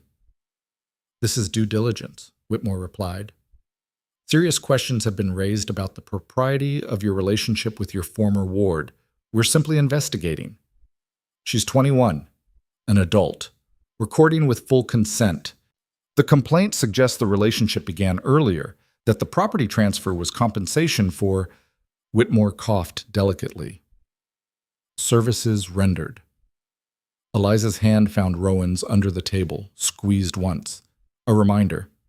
They'd agreed to handle this together. The property transfer, Keat, she said clearly, was payment for 4 years of estate management work I performed without proper compensation. The Duke was correcting a business oversight. Convenient timing, Victor said smoothly, right when your engagement to me ended. The timing was coincidental. The debt was real. She met his eyes without flinching. But since you brought up engagements, perhaps we should discuss why ours ended. Specifically, your financial situation and your reasons for pursuing marriage. Victor's smile tightened. My personal finances are irrelevant. Are they? Because this entire inquiry is about improper motivations. Yours seem worth examining. Miss Vance, Whitmore interrupted, this inquiry is about your relationship with the Duke, not... It's about whether powerful men use their positions to manipulate women for personal gain. she cut in. So yes, let's examine that. Victor Hale pursued marriage to access my fortune. Rowan Blackthorne gave me property to ensure I had independence. One of these is manipulation. I'll let you determine which. The room went silent. Victor looked like he wanted to argue, but couldn't without confirming her accusation. The magistrate shuffled papers, clearly uncomfortable. The concern, Whitmore said carefully, is that the Duke may have used his position as your guardian to what? Give me assets that make it easier to refuse him? Eliza's voice had gone cold. If he wanted to manipulate me into compliance, he'd have kept me dependent. The fact that he did the opposite suggests his motives are exactly what he claims. Or suggests he's clever about covering his tracks, the unknown citizen said. Middle-aged, prosperous-looking, carrying himself with the confidence of someone who thought his opinion mattered. And you are? Rowan asked. Cornelius Webb, businessman, concerned about corruption in noble households. Concerned enough to file anonymous complaints? Concerned enough to ensure proper standards are maintained. Rowan recognized the type. Men who wrapped prejudice in righteousness, who saw any deviation from their narrow morality as corruption requiring correction. My relationship with Miss Vance, he said carefully, began when she was 10 and I was 14. I was granted guardianship by my father on his deathbed. For 11 years, I have protected her, educated her, and treated her with respect. When she became an adult, we discovered mutual feelings. We are now courting publicly, with full transparency. If you find that improper, the problem is with your standards, not our behavior. The Duke is correct, Eliza added, and since this inquiry seems designed to humiliate rather than investigate, I'm going to make something very clear. I am not a victim. I am not confused or manipulated or coerced. I am a grown woman making informed choices about my own life. If that offends your sensibilities, I suggest you adjust your sensibilities. She stood. Rowan stood with her.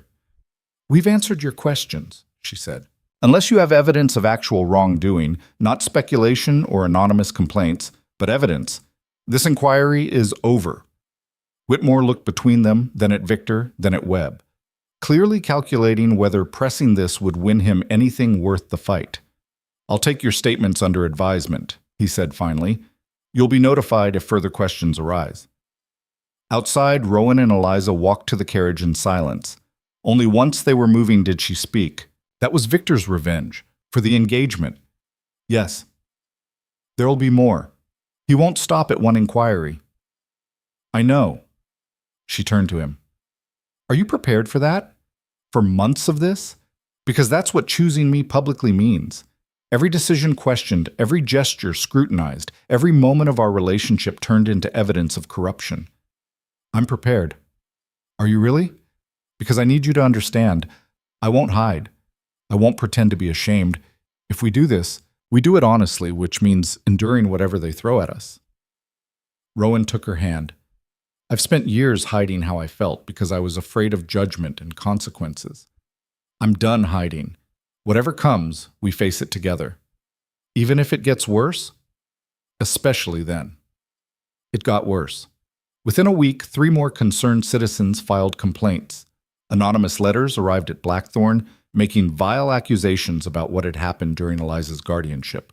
Someone started a rumor that she'd been carrying on an affair with Rowan for years, that the Victor engagement had been a cover. The county split into camps, those who supported them, those who condemned them, and those who simply enjoyed the scandal. Social invitations became weapons, some households inviting them to show support, others pointedly excluding them to make a statement. Through it all, Eliza remained ruthlessly composed. She attended every event to which they were invited, held her head high through whispers and stares, and handled every insinuation with the same pleasant ruthlessness she'd used on Victor. Rowan watched her carry the weight and felt his resolve crystallize. She was fighting this battle publicly while he handled it privately, tracking down the sources of complaints, documenting Victor's involvement, building a case that would shut down the accusations permanently. He didn't tell her, not because he was hiding it, but because she was handling her part and he was handling his. Partnership, he was learning, meant both people contributing in their own way. 3 weeks after the first inquiry, Rowan received a visitor he didn't expect, Thomas Cordell. the fortune hunter from the assembly. I have information, Cordell said without preamble. About the complaints against you. Rowan gestured to a chair. Talk. Victor Hale is orchestrating them. He's paying people to file reports, spreading rumors through hired gossips, building a narrative that you corrupted your ward. Cordell pulled out papers. I have names, amounts, written proof. Why are you giving this to me? Because Miss Vance was right about Lady Ashford's daughter. We're engaged as of yesterday. Turns out being honest about mutual benefit makes for better negotiations than pretending romance. He smiled slightly. I owe her for that advice. This clears the debt. Rowan took the documents, scanned them. Everything he needed to prove Victor's campaign of harassment. This could destroy him, he said. That's the idea. He tried to destroy you first. Why not give this directly to Miss Vance? Because she'd insist on handling it herself, which would take time you don't have. These complaints are building momentum. Another week and the magistrate will have to act formally. You need to stop it now. Cordell stood. Use it or don't. But if you care about her, you'll end this before it gets worse. After he left, Rowan sat with the evidence, feeling the weight of the choice. He could take this to the magistrate, shut down Victor's campaign, protect Eliza from further attacks. It was the right strategic move. It was also making a decision without her. He found her in the orchard, checking the spring growth with the same attention her father had once used. We need to talk, he said. She turned, saw his expression. What happened? He told her. About Cordell's visit, the evidence, Victor's orchestrated campaign. Showed her the documents that could end the harassment. This could stop it, he said. I could take this to Whitmore today, have the inquiry dismissed, maybe even have Victor charged with filing false complaints. But I'm giving you the choice. It's your reputation being attacked, your decision, how to respond. She read through the evidence carefully, her face unreadable. When she finished, she looked up. What do you want to do? I want to crucify him, publicly. Make an example so thorough that no one ever tries this again. That's the Duke talking. What does Rowan want? He considered. I want you to stop being hurt by this.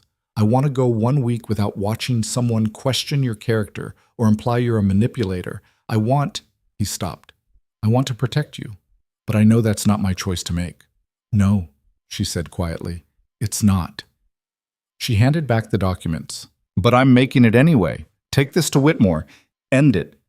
You're sure? I'm sure I'm tired of being Victor's revenge project. I'm sure dragging this out helps no one except people who enjoy watching us suffer. She met his eyes. I'm sure I trust you to handle this the way it needs to be handled, which is ruthlessly. That's a lot of power to give me. That's what partnerships look like. Sometimes I handle things, sometimes you do, as long as we're honest with each other about what we're doing and why.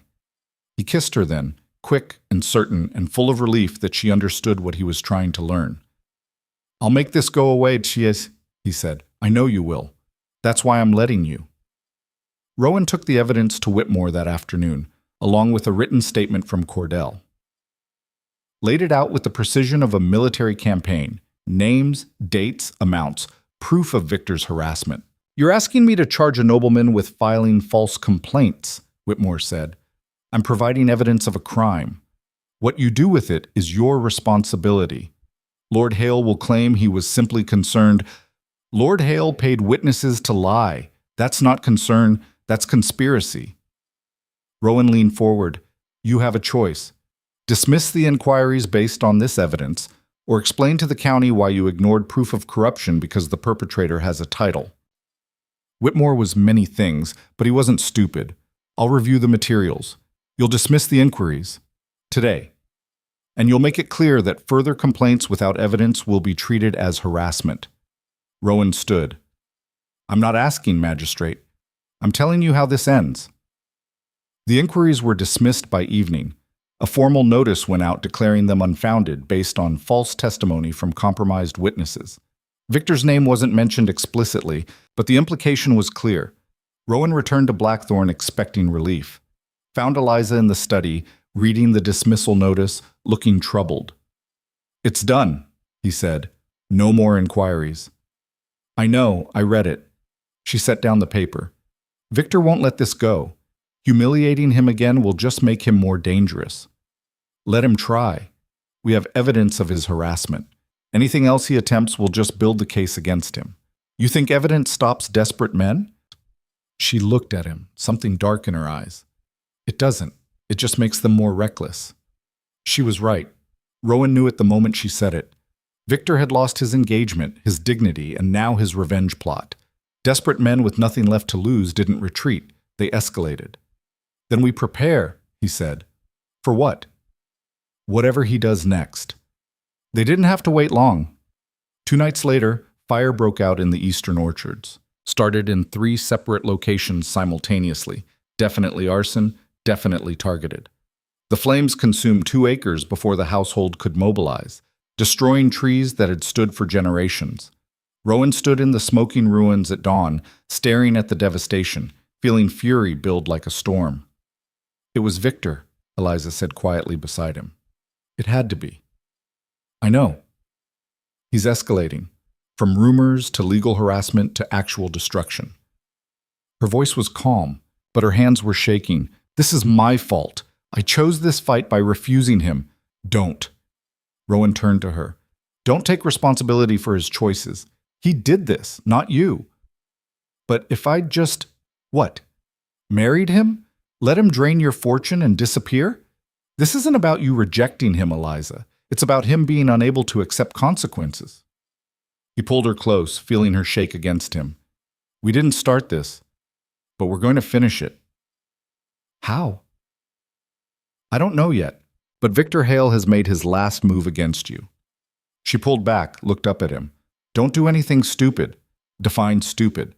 Anything that ends with you arrested or him dead. That's limiting. Rowan, I'm serious. I won't lose you because Victor's a vindictive bastard. He wanted to promise safety, wanted to say he'd handle this carefully, legally, through proper channels. But Victor had just burned her property, had moved from reputation attacks to actual violence, and Rowan was done being careful. I'll handle it, he said. That's not a promise. It's the only one I can make right now. Before she could argue, one of the field hands ran up, breathless and alarmed. Your Grace, there's a man at the gates. Says he needs to speak with you immediately. Says it's about the fire. Rowan and Eliza exchanged glances. Whoever was at the gates, their timing suggested involvement, which meant this wasn't over. It was just beginning. They walked to the entrance together, and Rowan felt his world tilt when he saw who was waiting. Victor Hale, standing at Blackthorn's gates with a smile that promised violence disguised as civility. Good morning, Victor said pleasantly. We need to talk about what happens next. Rowan's hand went to the pistol he wasn't carrying. Muscle memory from years of border patrols, useless now when he actually needed it. You have 30 seconds before I have you removed from my property, he said. Victor's smile didn't waver. I don't think you will. Not when I'm here to confess. Eliza's hand found Rowan's arm, a warning or a restraint. He couldn't tell which. Confess to what? The fire, the complaints, all of it. Victor spread his hands in a gesture of openness that looked rehearsed. I was angry, vindictive, and I let my wounded pride drive me to terrible decisions. I'm here to make amends. Amends? Rowan repeated flatly. You burned 2 acres of orchard and you think amends will fix it? I think honesty is a start. I'm prepared to pay for the damages, issue a public apology, and withdraw from the county entirely. You'll never see me again. It was too easy, too convenient. Men like Victor didn't suddenly develop consciences. They developed new strategies. What do you want? Eliza asked. Nothing, just to leave with whatever dignity I have left. You don't have any dignity left, she said, so try again. What do you actually want? Victor's smile finally cracked, showing something uglier underneath. I want you to understand that I could have done worse. That fire? 3 separate points of origin, timed perfectly, no witnesses. I could have targeted the manor instead, the stables, places where people sleep. The threat landed like ice water. Rowan felt Eliza stiffen beside him. You're threatening murder now. Rowan asked quietly. I'm explaining what I chose not to do, what I'm still choosing not to do, because despite everything, I'm not a monster. Victor's voice dropped. But I'm also not someone who walks away empty-handed. So here's what happens next. I leave quietly. You don't prosecute me for the fire or the complaints, and we all move on with our lives. Otherwise what? Eliza stepped forward, and Rowan had to admire the absolute lack of fear in her voice. You'll escalate, burn more, actually hurt someone? And then what, Victor? You think you'll get away with it? I think I'm desperate enough not to care. He met her eyes. You made me a laughingstock, twice. First the engagement, then the inquiry. I have nothing left to lose, which makes me very dangerous. Or very stupid, she said. Because what you're describing isn't strategy, it's confession. You just admitted to arson in front of witnesses. Victor glanced around. The field hands had gathered at a distance, close enough to hear. The marshal stood near the gates, hand on his sword. Mrs. Pemberton watched from the manor entrance. They're your people, Victor said. They'll say whatever you tell them to. Actually, the marshal said, stepping forward, I serve the law, and I just heard you confess to 3 counts of arson and make threats of future violence. That's enough to arrest you right now. Victor's composure finally shattered. You can't. I came here under a flag of peace. You came here to threaten people and then tried to call it amends. The marshal gestured to 2 guards. Take him. Victor fought, not physically, but verbally, spilling explanations and justifications and threats about his family's influence. The guards hauled him toward the gatehouse while he promised legal consequences and political retribution. Rowan watched until he disappeared, then turned to Eliza. She was shaking again, but this time with something that looked like fury instead of fear. He thought we'd be scared, she said. He actually thought threatening to burn us alive would make us negotiate. He's desperate. Desperate people make terrible calculations. No. She shook her head. He's entitled. He thinks he deserves to win, so any method of winning is justified. That's different than desperate. She was right. Victor hadn't come here out of panic. He'd come because he genuinely believed his suffering entitled him to revenge. What do we do now? Eliza asked. We make sure he stays locked up, then we rebuild what he burned. But as Rowan said it, he knew it wasn't that simple. Victor had family connections, money, and lawyers. The confession helped, but it wasn't guaranteed to stick. Men with titles had walked away from worse on technicalities and influence. The magistrate arrived by midday, looking deeply uncomfortable. I've taken Lord Hale's statement, Whitmore said, avoiding Rowan's eyes.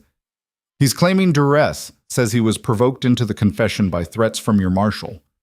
There were no threats, the marshal said flatly. He confessed voluntarily, multiple witnesses. His lawyer is arguing otherwise, says the whole encounter was orchestrated to trap him. Rowan felt his temper, already stretched thin, snap completely. He burned property, he admitted it. What more do you need? Evidence beyond testimony, physical proof linking him to the crime. We have 3 separate ignition points that started simultaneously. That's not accident, that's arson, which you'll need to prove he personally committed or arranged. Right now, it's your word against his. Whitmore shuffled papers. I'm not saying I don't believe you. I'm saying the law requires more than confession obtained under, according to his lawyer, coercive circumstances. This is absurd, Eliza said. He threatened to escalate to murder. That's not coercion, that's additional crime. Again, your testimony. His lawyer claims it's fabrication. Whitmore looked genuinely apologetic. I'm bound by procedure. Without physical evidence, the most I can do is hold him for questioning while we investigate. How long? Rowan asked. 48 hours. Maybe 72 if I can justify it. And then? Then I have to release him or charge him. And right now, I don't have enough for charges. After Whitmore left, Rowan and Eliza stood in the study, processing the reality that Victor might walk free within days. We need evidence, Eliza said. What kind of evidence? He hired someone to set the fires. We're not going to find his personal calling card at the scene. No, but we'll find whoever he hired. People don't commit arson quietly. Someone saw something. Someone knows something. She started pacing. Victor's broke. He couldn't afford professional criminals. He hired locals, which means they're sloppy, which means they left traces. How do you know? Because I've lived in this county for 11 years. I know how word spreads, how secrets travel, how nothing stays hidden when enough people are paying attention. She stopped. We need to talk to people, not as the Duke investigating a crime, but as neighbors asking questions. You want to investigate this ourselves. I want to find the truth before Victor's lawyers bury it in procedure. She looked at him. Unless you'd rather wait for Whitmore to handle it. The question was a test. Let the authorities work or take control themselves. Trust the system or become the system. We investigate, Rowan said. They started in the village, the cluster of shops and homes that served the estate and surrounding farms. Eliza was right about how word traveled. By the time they arrived, everyone already knew about the fire and Victor's arrest. The blacksmith was first. Elderly, opinionated, and exactly the kind of person who noticed things. Saw two men heading toward your orchards 2 nights back, he said when Eliza asked. Late, carrying something that looked like lamp oil. Did you recognize them? Rowan asked. Dark out, but one walked with a limp, old injury, looked like. The other was young, maybe 20. Would you know them if you saw them again? Maybe, maybe not. Like I said, dark. They hit 6 more sources, the tavern keeper, the stable master, 2 farmhands, a merchant, and a widow who apparently watched the road from her window at all hours. The stories overlapped. 2 men, late night, carrying supplies toward Blackthorn. One with a limp, one young. That's not enough to identify them, Rowan said after the 8th interview. It's enough to narrow the search. Eliza pulled out paper, started making notes. Young man, around 20, old injury causing a limp. Both local enough that people didn't find them suspicious. That's maybe 24 candidates in a 5-mile radius. You want to question 24 people? I want to find 2 specific people. The questioning is just method. She looked up. Unless you have a better idea? He didn't, so they kept searching. By evening, they'd narrowed it to 3 possibles. A young farmhand named Tom who'd recently been fired from a neighboring estate, a stable worker with a pronounced limp from a childhood accident, and a merchant's son who'd been seen spending money he shouldn't have. We talk to them tomorrow, Eliza said, separately. See who panics. And if none of them panic, then we're wrong, and we keep looking. She rubbed her eyes, exhaustion finally showing. But we're not wrong. Victor hired locals because they were cheap and available. One of these 3 knows something. That night, Rowan couldn't sleep. He kept seeing Victor smile, hearing the casual way he'd threatened escalation. The man was locked up now, but for how long? And what happened when he got out? He found Eliza in the library, also awake, reading her father's old journals about orchard management. Couldn't sleep either? He asked. Figured I'd do something useful with the insomnia. She closed the journal. My father wrote in here about fighting blight. How you can't just treat the visible damage. You have to find the root cause, or it comes back worse. You think Victor's a root cause? I think he's a symptom. Rich men who think women owe them something, who turn violent when refused, they're everywhere. Victor's just the one currently making our lives difficult. She set the journal aside. The real question is how we make sure the next one doesn't try the same thing. By making an example? By making it clear there are consequences. Real ones, not just social embarrassment. She met his eyes, which is why we need that evidence.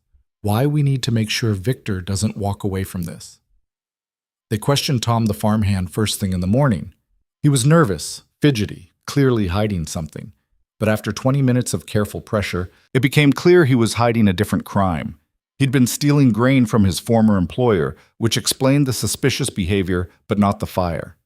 The stable worker with the limp was next.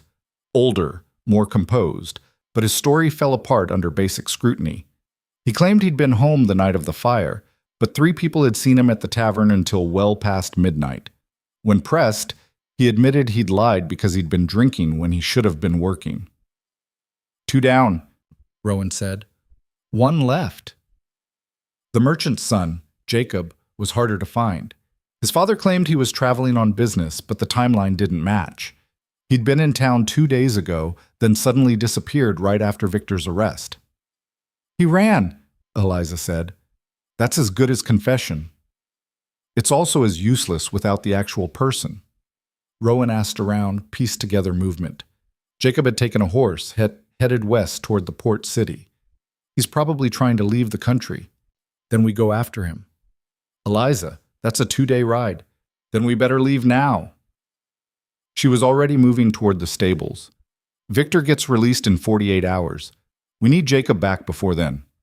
Rowan wanted to argue, wanted to say this was too dangerous, too reckless, that they should let the authorities handle it. But Whitmore had made clear the authorities needed evidence he couldn't provide. And Eliza was right. They were running out of time. They rode out within the hour, taking the western road with enough supplies for 3 days and a grim determination to catch someone who didn't want to be caught.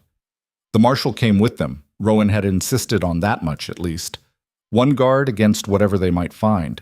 The road was rough, the pace punishing. They stopped only to rest the horses, eating in the saddle, trading off who led based on who was least exhausted. By nightfall the first day, they'd covered ground that should have taken 2. There's an inn ahead, the marshal said, consulting a map. We push through or stop? Stop, Eliza said before Rowan could argue for pushing through. Exhausted people make mistakes. We rest, we stay sharp. The inn was small, questionable, and exactly the kind of place people stopped when they didn't want to be noticed. Rowan asked the keeper about Jacob, described him carefully, mentioned the timeline. Might have seen someone like that, the keeper said. Nervous type. Paid for a room, left before dawn. Headed where? Didn't say. But he asked about ships, specifically which ports had departures that didn't ask too many questions. How long ago? This morning, maybe 6 hours. They left before dawn themselves, riding harder now that they knew they were close. The port city appeared by midday, a sprawling mess of docks and warehouses and ships waiting to carry people anywhere money could take them. He could be on any of these vessels, the marshal said, surveying the chaos. No, Eliza said. He's poor and running. He's looking for cheap passage, which means merchant ships that need extra hands, not passenger vessels. She was right. They found Jacob 3 hours later trying to bargain his way onto a cargo ship heading for the continent. He saw them coming, tried to run, made it approximately 10 feet before the marshal caught him. I didn't do anything. Jacob struggled against the grip. I don't know what you think. We think you helped set fires for Victor Hale, Rowan said. We think you got paid, then ran when he got arrested. I don't know any Victor. The man you met at the tavern 4 nights ago, the one who gave you money to buy lamp oil and instructions on where to light them. Eliza stepped closer. We have witnesses who saw you. We have testimony about your sudden wealth. And we have your current behavior, running to a port city to flee the country. None of that suggests innocence. Jacob's resistance crumbled. He said it was just property damage, that no one would get hurt. I needed the money. My father's business is failing. Who else was with you? The marshal demanded. Just me. I did all 3 fires myself. Victor said it had to be simultaneous to look intentional, to make sure everyone knew it was a message. He looked between them, desperate. I didn't know it would go this far. I thought, I just needed money. You committed arson for hire, Rowan said. What you thought doesn't matter. They brought Jacob back to Blackthorn in chains, arriving late the second night with barely an hour to spare before Victor's mandated release. Whitmore was waiting, looking surprised to see them. You found him. He's confessed, the marshal said, hauling Jacob forward. Admitted to setting the fires on Victor Hale's instruction. Payment of £30. Instructions on timing and location, everything. Whitmore took Jacob's statement personally, writing down every detail with the careful precision of a man who knew this was his chance to get it right. When he finished, he looked at Rowan and Eliza with something like respect. This is enough. I can charge Lord Hale with conspiracy to commit arson, possibly attempted murder given the scale. He won't walk away from this. He better not, Eliza said, because if he does, I'll make sure everyone in 3 counties knows exactly what kind of man he is and what kind of justice system protects him. That won't be necessary. Whitmore stood. I'll handle it properly this time. You have my word. Victor was formally charged the next morning. His lawyers protested, threatened, argued procedure, but Jacob's testimony was detailed, consistent, and backed by physical evidence from the purchases he'd made. The case was solid. Victor's bail was set impossibly high. He'd stay locked up until trial. Rowan stood outside the magistrate's office after the hearing, feeling something like victory settling into his bones. "We did it," Eliza said beside him. "You did it. You knew how to find the truth. We did it together. You trusted me to lead the investigation. That matters." She leaned against him, and he could feel her exhaustion. Now we rebuild what he burned. But the county had been watching, and what they'd seen wasn't just an arson case being solved. It was the Duke and his ward working together as equals, refusing to be victimized, hunting down justice themselves when the system moved too slowly. The first sign of shifting opinion came at the next assembly, where before people had whispered and speculated, now they approached directly, offering support, sharing their own stories of Victor's manipulations, apologizing for believing the rumors he'd spread. "I owe you an apology," Lady Ashford said, cornering Eliza near the refreshments. "I believe terrible things about you, about both of you. I should have known better." "You believed what you were told," Eliza said diplomatically. "We all do sometimes." "Still, what you did, tracking down that boy, bringing him back, making sure there was justice, that took courage." Lady Ashford glanced at Rowan. "You're fortunate to have such a partner, Your Grace." "I know," Rowan said. Others followed. The merchant who'd been cold during the inquiry offered business partnerships. The widow who'd avoided them at church invited them to dinner. Even Cornelius Webb, the businessman who'd filed complaints, approached with stiff formality. "I was wrong about you both," he said. "I thought, well, it doesn't matter what I thought. What matters is you've proven your character through action. You have my apology and my respect." "Thank you," Eliza said, and Rowan could hear the genuine surprise in her voice. But the real shift came from Thomas Cordell, appearing at Blackthorn 3 days after the charges were filed. "I heard what you did," he said. "Hunting down the arsonist, building the case, making sure Victor couldn't buy his way out. That's not how nobility usually operates." "How do we usually operate?" Rowan asked, curious. "You delegate. You pay people to handle problems while you maintain distance. You don't risk yourselves personally." Cordell smiled. "My fiancée, Lady Ashford's daughter, she asked me what kind of man the Duke must be to do what you did. I told her he's the kind who sees a problem and solves it, regardless of what's proper or expected. She found that romantic." "Romantic," Eliza repeated. "That's one word for reckless." "Sometimes they're the same thing." Cordell pulled out papers. "I came to offer information, actually, about Victor's finances. Thought you might want to know the full extent before trial." The documents showed a disaster beyond what they'd known. Victor wasn't just broke. He was catastrophically in debt to some very dangerous people, the kind who didn't accept excuses or delays. "These creditors," Rowan said slowly, "they're not going to wait for trial. They're going to want their money now." "Exactly, which means Victor has bigger problems than your arson charges. He's facing financial ruin, possible violence from creditors, and a trial that will destroy what's left of his reputation." Cordell's smile had teeth. "Just thought you'd like to know that karma exists." After he left, Eliza looked at the financial records with something like pity. "He destroyed himself," she said. "All of this, the debts, the desperation, the violence, it was all him making terrible choices and refusing to accept consequences. Does that change how you feel about him?" "No, he still tried to burn us alive. But it explains why he was willing to go that far. He had nothing left to lose because he'd already lost everything." "That doesn't excuse it." "I'm not excusing it. I'm understanding it. There's a difference." She set the papers down. "We won, Rowan. Victor's in jail. The truth is out. And people are starting to see us as partners instead of scandal. We actually won." She sounded surprised, like winning had been a possibility she'd hoped for, but never quite believed in. "Why are you surprised?" he asked. "Because usually when women stand up to men like Victor, they lose. They get blamed, ostracized, destroyed. The fact that we stood up and people listened, that they believed us and supported us, that's rare. Maybe the world's changing. Or maybe we just got lucky." But she smiled when she said it. "Either way, I'll take it." The trial happened 6 weeks later. Jacob testified first, describing exactly how Victor had approached him, what he'd been paid, what instructions he'd been given. The evidence backed him up: receipts for lamp oil, witness statements about the fires, physical traces at the scene. Victor's lawyers tried everything, argued entrapment, questioned Jacob's credibility, suggested he was acting alone and trying to implicate Victor for a reduced sentence. None of it stuck. The case was too solid, the evidence too thorough. The verdict came back unanimous: guilty on all charges: conspiracy to commit arson, destruction of property, reckless endangerment. The sentence was 7 years, plus restitution that would drain whatever assets Victor had left. Rowan and Eliza sat in the gallery, watching Victor being led away in chains. He looked smaller somehow, diminished.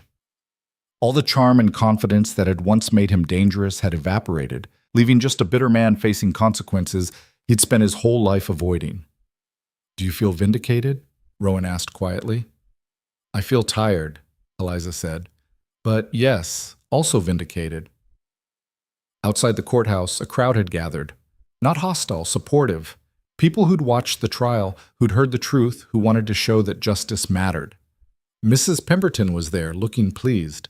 "Well done, both of you. You fought properly and won honestly. Your father would be proud," she said to Rowan. The marshal stood nearby, nodding approval. Even Whitmore approached, offering grudging respect. "You did my job better than I did," the magistrate said.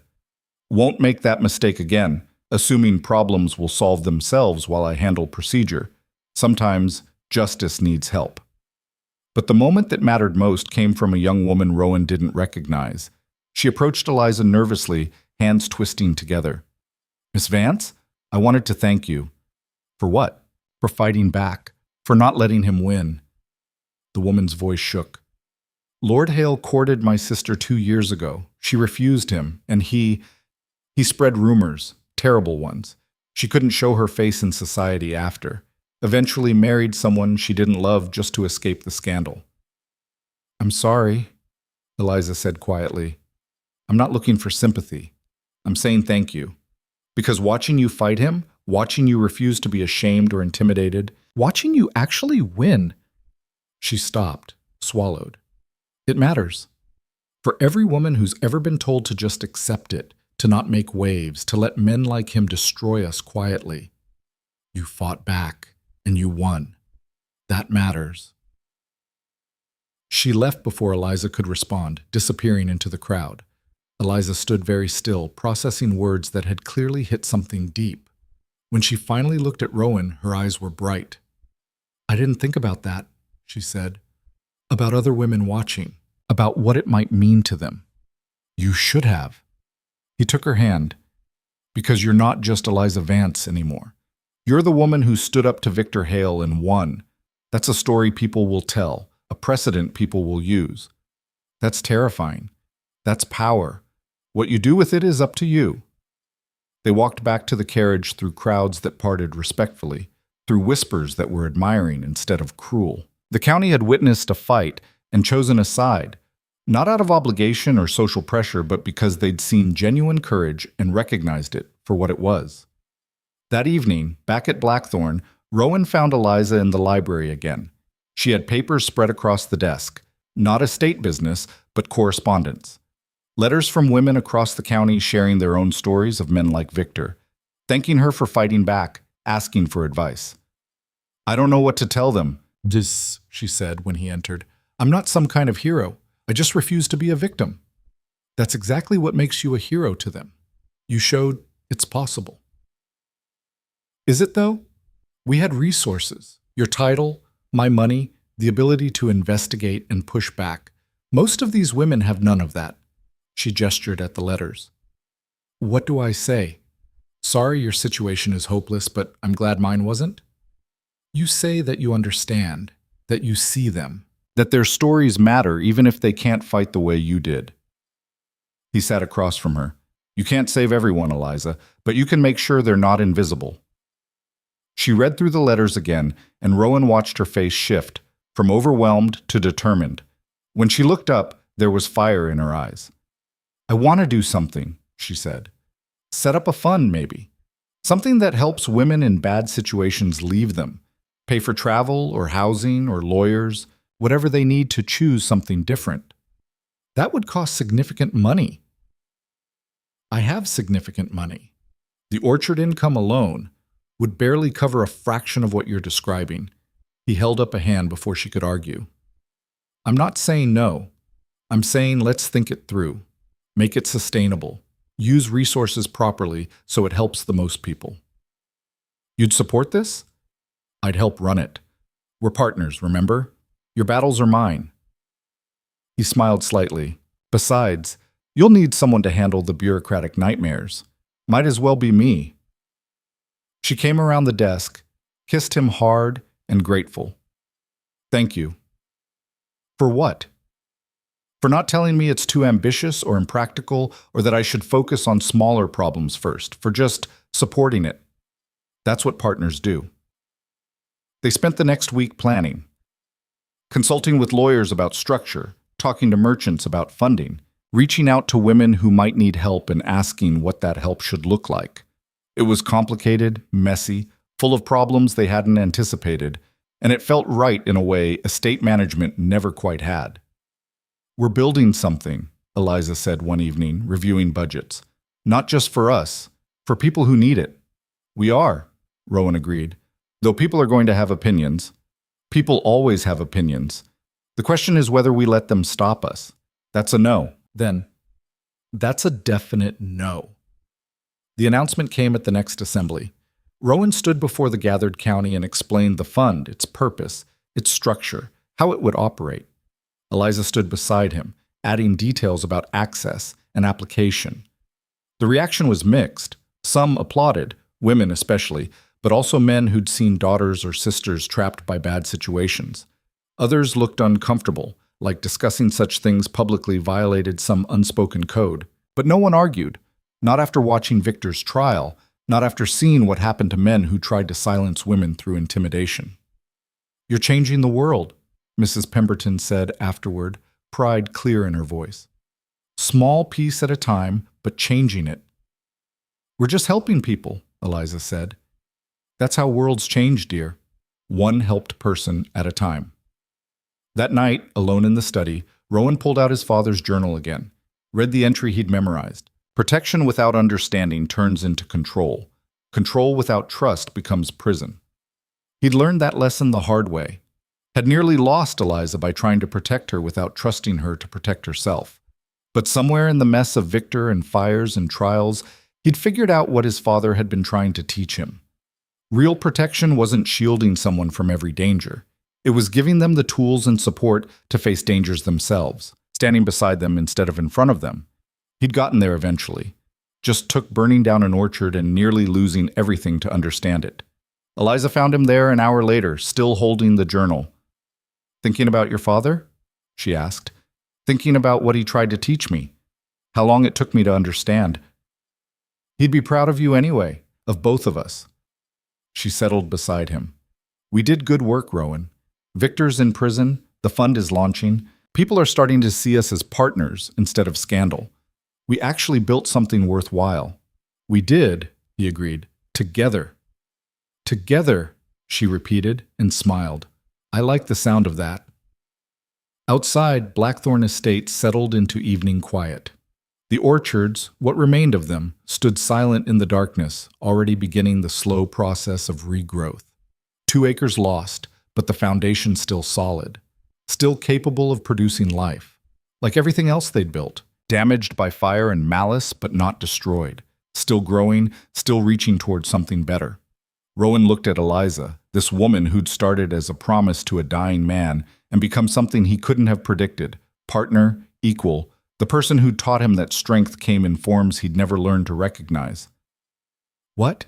She asked, catching him staring. Just realizing we're going to be fine. You sound surprised. I spent so long expecting disaster that success feels strange. Get used to it, she said, because we're just getting started. She was right. They were just getting started. The fund launched 3 weeks later with enough capital to help 30 women in the first year.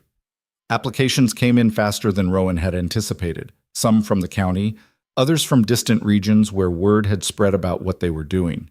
Each letter carried a story of trapped circumstances, of men who held power through money or violence or social pressure, of women looking for any path that didn't end in surrendering their futures. Eliza read every application personally. Rowan handled the legal framework, the financial logistics, the endless paperwork that turned good intentions into actual help. They worked side by side in the study most evenings, trading files and frustrations and occasional victories when they found a way to assist someone who'd seemed beyond reach. "This one," Eliza said one night, passing him a letter. "Rebecca Winters, married to a man who controls every penny she earns from her seamstress work. She wants to leave, open her own shop in a different county, but she has no savings and no way to get them." Rowan scanned the details. "We can cover first month's rent and supplies. Maybe connect her with merchants who need reliable seamstresses. Her husband will come after her. Men like that don't let go easily. Then we make sure she has legal protection, restraining orders, witnesses, documentation of the financial control." He made notes in the margin. "She leaves safely, or she doesn't leave at all." "You sound like you've done this before." "I'm learning from the best." He looked up at her. "You taught me that protection means giving people tools, not making choices for them. Rebecca gets resources and options. What she does with them is hers." Eliza smiled, tired but genuine. "When did you get so good at this?" "When I started listening to you." They approved Rebecca's application the next morning, sent funds, connections, and a lawyer's contact information. 3 weeks later, a letter arrived thanking them. Rebecca had left, opened her shop, and was already turning profit. Her husband had tried to follow, but the restraining order and local authorities had convinced him the cost wasn't worth it. One success out of 30 applications. The other 29 were still pending, still complicated, still fighting through legal tangles and practical obstacles. But that one success felt like proof that what they were building mattered. "It's not enough," Eliza said, reviewing the remaining cases. "It's what we can do right now." "I know, that doesn't make it feel like enough." She rubbed her eyes, a gesture Rowan had learned meant she'd been working too long without rest. "There's so many, and we can only help a fraction. Then we help the fraction we can and find ways to expand. You can't save everyone today, Eliza. Just the ones in front of you." She looked at him, something shifting in her expression. "You keep saying that. You can't save everyone. Is that what you tell yourself when the numbers don't add up?" "It's what I learned from trying to save one person and nearly destroying everything by doing it wrong." He set down his pen. "I tried to save you by controlling your life. It didn't work. What worked was stepping back and letting you save yourself while I supported however you needed. Same principle applies here. Supporting is harder than controlling. Everything worth doing is hard." She came around the desk, settled into his lap in a way that was becoming familiar, comfortable without losing the edge of newness. "Thank you." "For what?" "For understanding what I'm trying to do, for not telling me to slow down or be realistic or accept limitations." "You're Eliza Vance. Limitations are just suggestions you ignore on principle. Flattery will get you everywhere. That's the plan." She kissed him, soft and certain, and Rowan felt the same jolt of disbelief that someone this formidable had chosen him. Not because of his title or his protection, but because they'd built something together that worked. The kiss deepened. Would have gone further except Mrs. Pemberton knocked precisely once before entering with tea and the kind of knowing look that suggested she'd timed the interruption deliberately. "Correspondence for Miss Vance," she said, setting down the tray with pointed precision. "Looks official." Eliza slid off Rowan's lap with dignity that was only slightly undermined by her flushed face. "Thank you, Mrs. Pemberton." "Of course, dear. I'll just leave you two to your very important work." The housekeeper's smile was pure mischief as she left.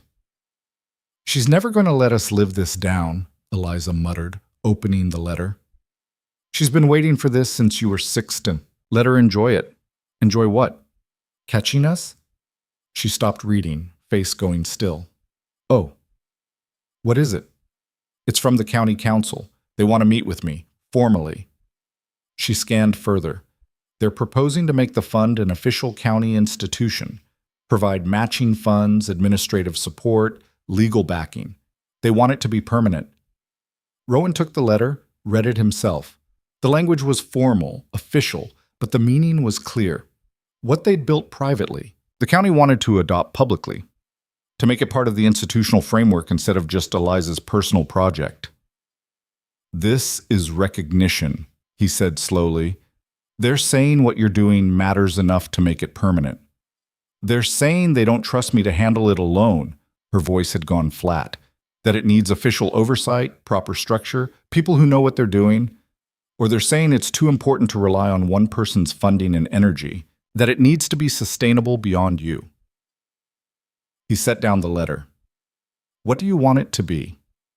She was quiet for a long moment, staring at the correspondence like it was a trap. "I want it to be real, to last longer than my personal investment, but I also—" She stopped. "I'm scared they'll change it, make it bureaucratic and slow, turn it into something that looks good on paper but doesn't actually help anyone. Then you stay involved. Make sure it stays what you intended. You think they'll listen to me? You're the woman who hunted down an arsonist and made Victor Hale face consequences.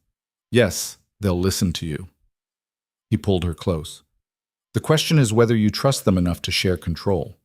I don't trust anyone." "I noticed, but you trusted me eventually. Maybe try that same principle here." She leaned against him, processing. "If I do this, if I let the county take over, what happens to us? To our partnership in this? We shift from running it ourselves to making sure it runs right. You become the oversight instead of the operation. That sounds like less control." "It is. It's also more impact. One fund helping 30 people versus 10 funds helping 300. You pick." She was quiet again, thinking through angles and consequences the way she'd once analyzed account ledgers. Finally, "I want to meet with them, hear what they're actually proposing before I decide anything." "That's fair, and you're coming with me." "I assumed." "Good, because I'm going to need someone to keep me from telling them exactly what I think of bureaucratic oversight. I'll bring a muzzle. You'll need more than that." The meeting was set for the following week. Rowan spent the interim preparing arguments, reviewing the fund's operations, making sure they had documentation to prove what worked. Eliza spent it anxious, pacing, coming up with worst-case scenarios that ranged from plausible to paranoid. "They're going to water it down," she said the night before. "Make it so restrictive that no one can actually use it. Or they're going to expand it and make it more accessible. When has bureaucracy ever made anything more accessible? When people with power decide it matters." He caught her mid-pace, pulled her to a stop. "You're catastrophizing again. I'm being realistic. You're being scared, which is fair but not helpful." He held her gaze. "What's the actual worst case? They take it over, change everything, it becomes useless. Then what? Then all the work we did gets destroyed.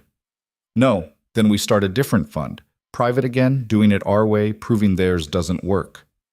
He kept his voice steady. "You're not powerless here, Eliza. Even if they take this version, you still have resources, knowledge, connections. They can't take away what you've learned. That's supposed to be comforting? It's supposed to be true. Stop looking for guarantees and start looking at options." She took a breath. Another. Finally nodded. "Okay. Options. We go in tomorrow, we listen, we negotiate. We don't commit to anything until we're sure it maintains what matters." "Exactly. And if they're unreasonable? Then we walk away and build something better." The county council met in a room designed to intimidate. High ceilings, dark wood, seats arranged in a semicircle that made visitors feel like they were on trial. 7 members sat in judgment: local landowners, a magistrate, 2 merchants, and the mayor of the largest town. All men, all accustomed to being listened to, all watching Eliza with the kind of interest that could go either way. "Miss Vance, Your Grace, thank you for meeting with us." The mayor spoke first. Henry Blackwell, a politician who'd survived 3 terms by being agreeable to whoever held power. "We've been following your fund with great interest." "Interest?" Eliza repeated carefully. "That's one word for it." "We're impressed," one of the merchants clarified. "In 6 months, you've helped more than 40 women leave dangerous situations. That's significant impact." 42, Eliza corrected. As of yesterday. 42, even better. The mayor leaned forward. Which is why we believe this program deserves institutional support. Make it permanent, expand its reach, ensure it survives beyond any individual's investment. What kind of support? Rowan asked. Matching funds from the county treasury, access to legal resources, official backing that gives applicants credibility when dealing with local authorities. The magistrate, Whitmore, looking more comfortable in this setting than he'd been during Victor's trial, laid out details. We're proposing a partnership. Your fund becomes the County Women's Assistance Program. You maintain operational control. We provide structure and sustainability. It sounded good. Too good.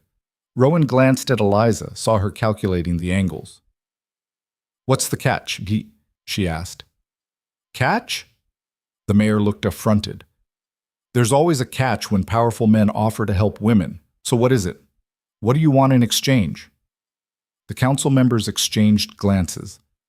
Finally, one of the landowners spoke. Old money, conservative reputation. The kind of man who usually opposed change on principle. We want you to chair the oversight committee, he said. Make sure the program maintains its purpose. We'll handle administration and funding, but you make sure it actually helps people instead of becoming another bureaucratic exercise. Eliza blinked. You want me to oversee you? We want someone who understands the mission to make sure we don't lose sight of it. The landowner's expression was serious. I have 3 daughters, Miss Vance. I've watched them navigate a world that gives them few choices and fewer protections. What you've built, what you and the Duke have built, it matters. I don't want to see it corrupted by good intentions and bad execution. So you're asking me to be the conscience of this program. We're asking you to be its guardian, keep it honest, keep it effective. The mayor gestured at the assembled council. None of us have your experience with this. We're politicians and businessmen. You've actually done the work. We need that knowledge. Rowan watched Eliza process this, saw her skepticism war with something else, maybe hope, maybe recognition that these men were actually serious. I have conditions, she said finally. We expected you would, Whitmore said. Let's hear them. First, I maintain final approval on all cases. If I say someone needs help, they get help. No committee votes, no bureaucratic delays. Agreed. Second, the fund stays accessible. No complicated applications, no proof requirements that victims can't meet. We trust women when they say they need help. The conservative landowner frowned. That could be abused. It could, and occasionally it will be. But I'd rather help 10 people where one is lying than turn away one honest person because we're scared of fraud. That's naive. That's compassionate. You want my oversight? That's the philosophy. Take it or leave it. The men conferred quietly. Rowan stayed silent, letting Eliza fight her own battle. Finally, the mayor nodded. Agreed. Anything else? Third, monthly public reports. Full transparency on who we help, how much we spend, what results we achieve. No hiding behind privacy to avoid accountability. That could expose applicants. Anonymized data, numbers and outcomes, not names. Eliza's voice had gone sharp. This program lives or dies on trust. Women need to trust it will help them. The county needs to trust it's not being abused. Transparency serves both. More conferring, more consideration. Rowan could see them realizing they weren't just dealing with a young woman playing at charity. They were negotiating with someone who'd thought through every angle. Agreed, the mayor said finally. Anything else? Yes. The Duke serves on the oversight committee. As equal partner, not just support. That got surprised looks. That's unusual. So is everything else about this program. He's been with me from the start. He stays. She glanced at Rowan. Unless you object. I don't object. Then it's decided. Eliza stood. Draft the agreement with those conditions. I'll review it before I sign anything. Of course. The mayor stood as well, offered his hand. Welcome to official county service, Miss Vance. She shook it, firm and brief. Don't make me regret this. Outside, Walking back to the carriage, Eliza let out a breath that sounded like she'd been holding it for the entire meeting. That went better than expected, Rowan said. They agreed too easily. I'm suspicious. They agreed because your conditions were reasonable and they actually want this to work. He helped her into the carriage. You did well, fought for what mattered, compromised on what didn't. I made you part of the committee without asking if you wanted it. I want it. We're partners, remember? In everything, apparently. She settled against him as the carriage started moving. What happens now? Now we make sure it works. Turn your private project into something that outlasts us both. No pressure. You've handled worse. The County Women's Assistance Program launched officially 2 months later with a ceremony that felt simultaneously too grand and not grand enough. The mayor gave a speech about progress and compassion. Eliza gave a shorter one about practical help and systemic change. Rowan stood beside her throughout, visible support that the program had ducal backing. The applications tripled within the first month.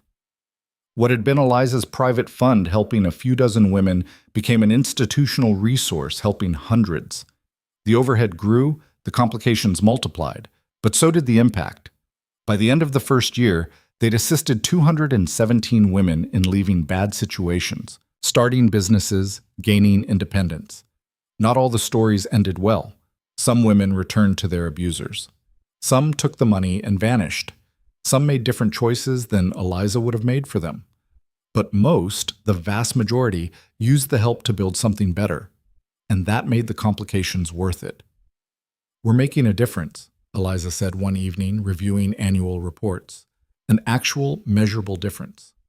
You sound surprised. I thought the bureaucracy would destroy it, that all my worst fears about institutional control would come true. Some of them did. The application process is slower. The approval requirements are stricter.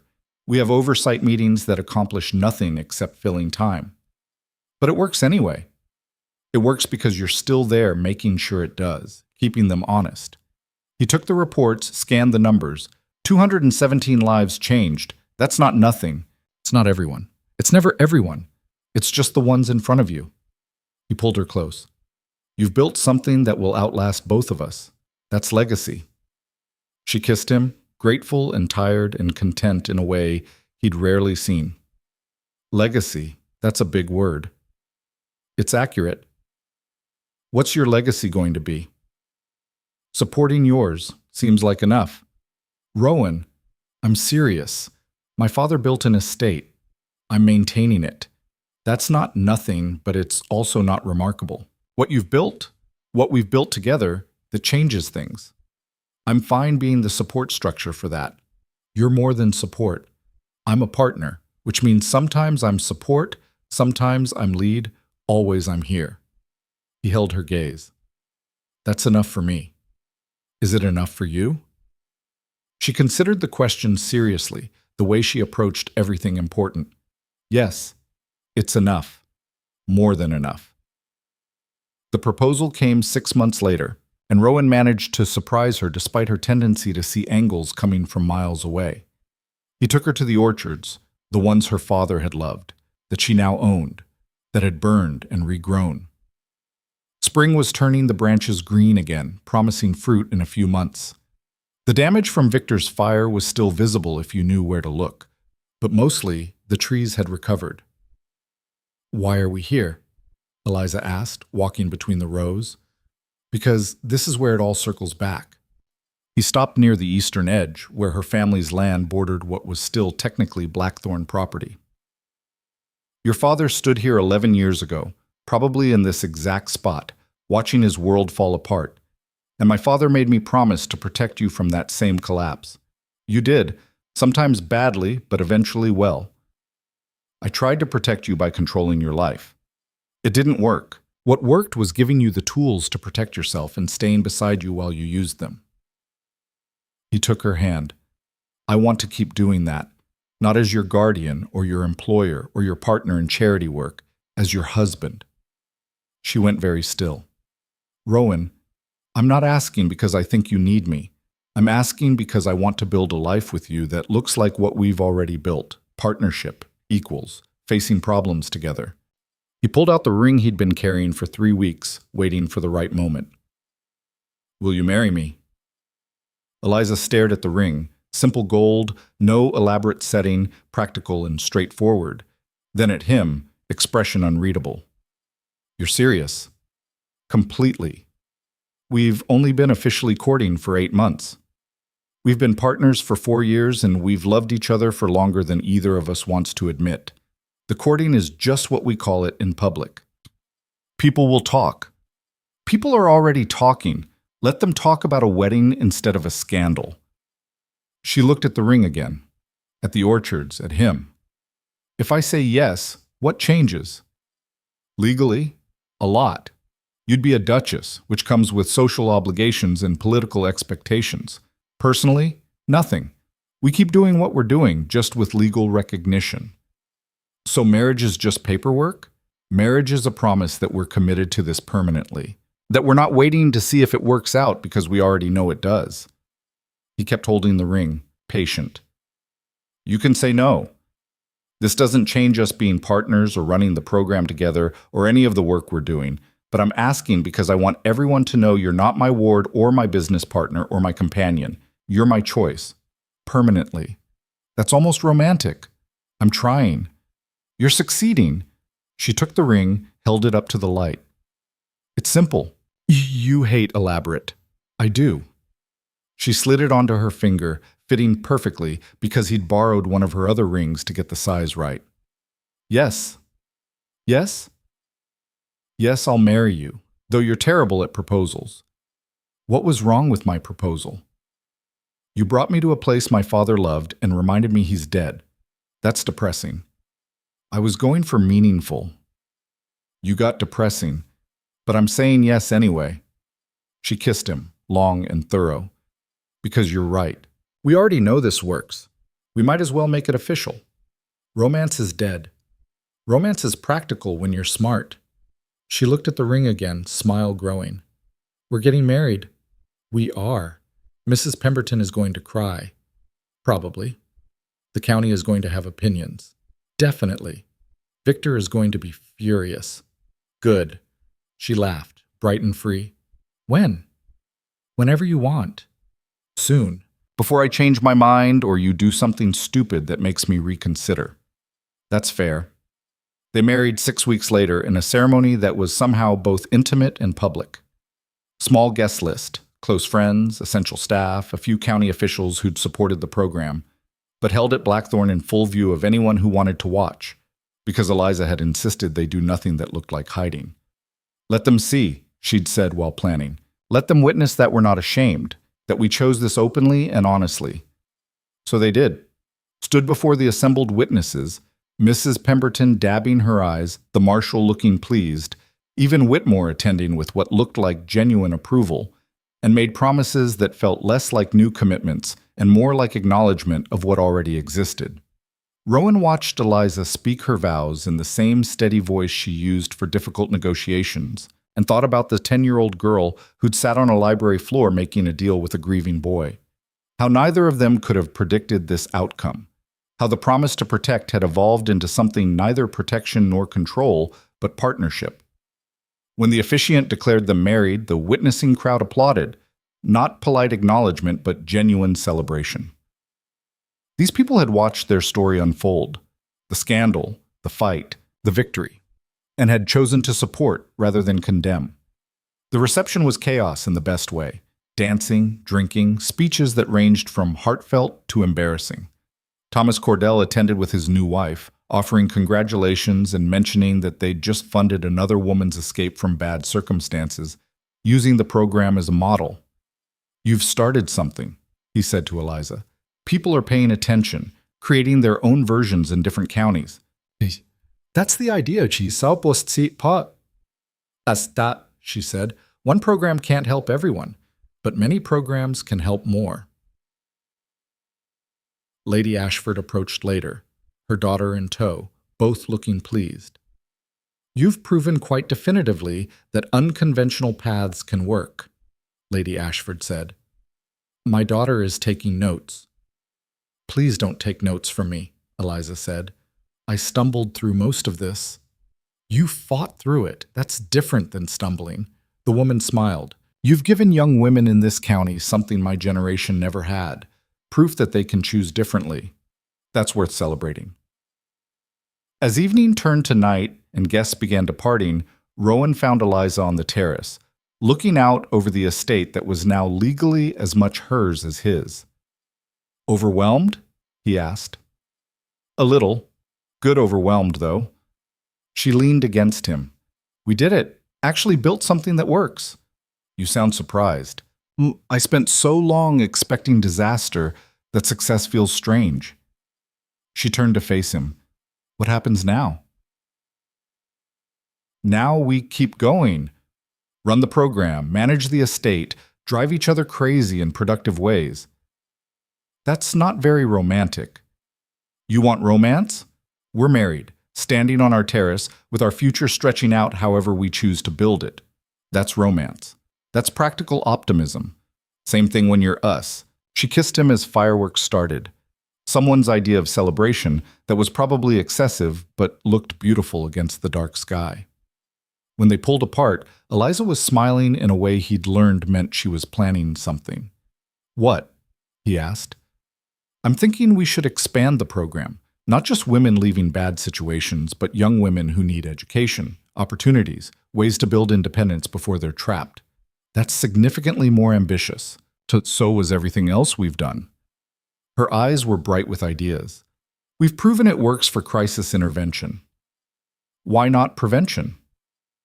Because prevention requires different resources, different structure, probably 10 times the funding we currently have. So we find the funding, we build the structure. She turned back to the view. We've changed how this county handles women in danger. Let's change how we prepare them to avoid danger entirely. Rowan looked at her. This woman who'd gone from orphan child to ward to partner to wife, who'd built institutional change from personal grief, who refused to accept limitations when vision demanded more. All right, he said, let's change the world. Just this county. For now. She smiled. For now. 5 years later, the Blackthorn Initiative, as it had been renamed when it expanded beyond county borders, operated in 12 regions across 3 territories. The original program had spawned education funds, business grants, legal advocacy networks, and housing assistance. Eliza chaired the central committee, Rowan managed the financial infrastructure, and together they'd built something that had started as one woman's private fund into an institutional movement. The estate had changed too. The orchards had recovered fully, producing fruit that won regional prizes.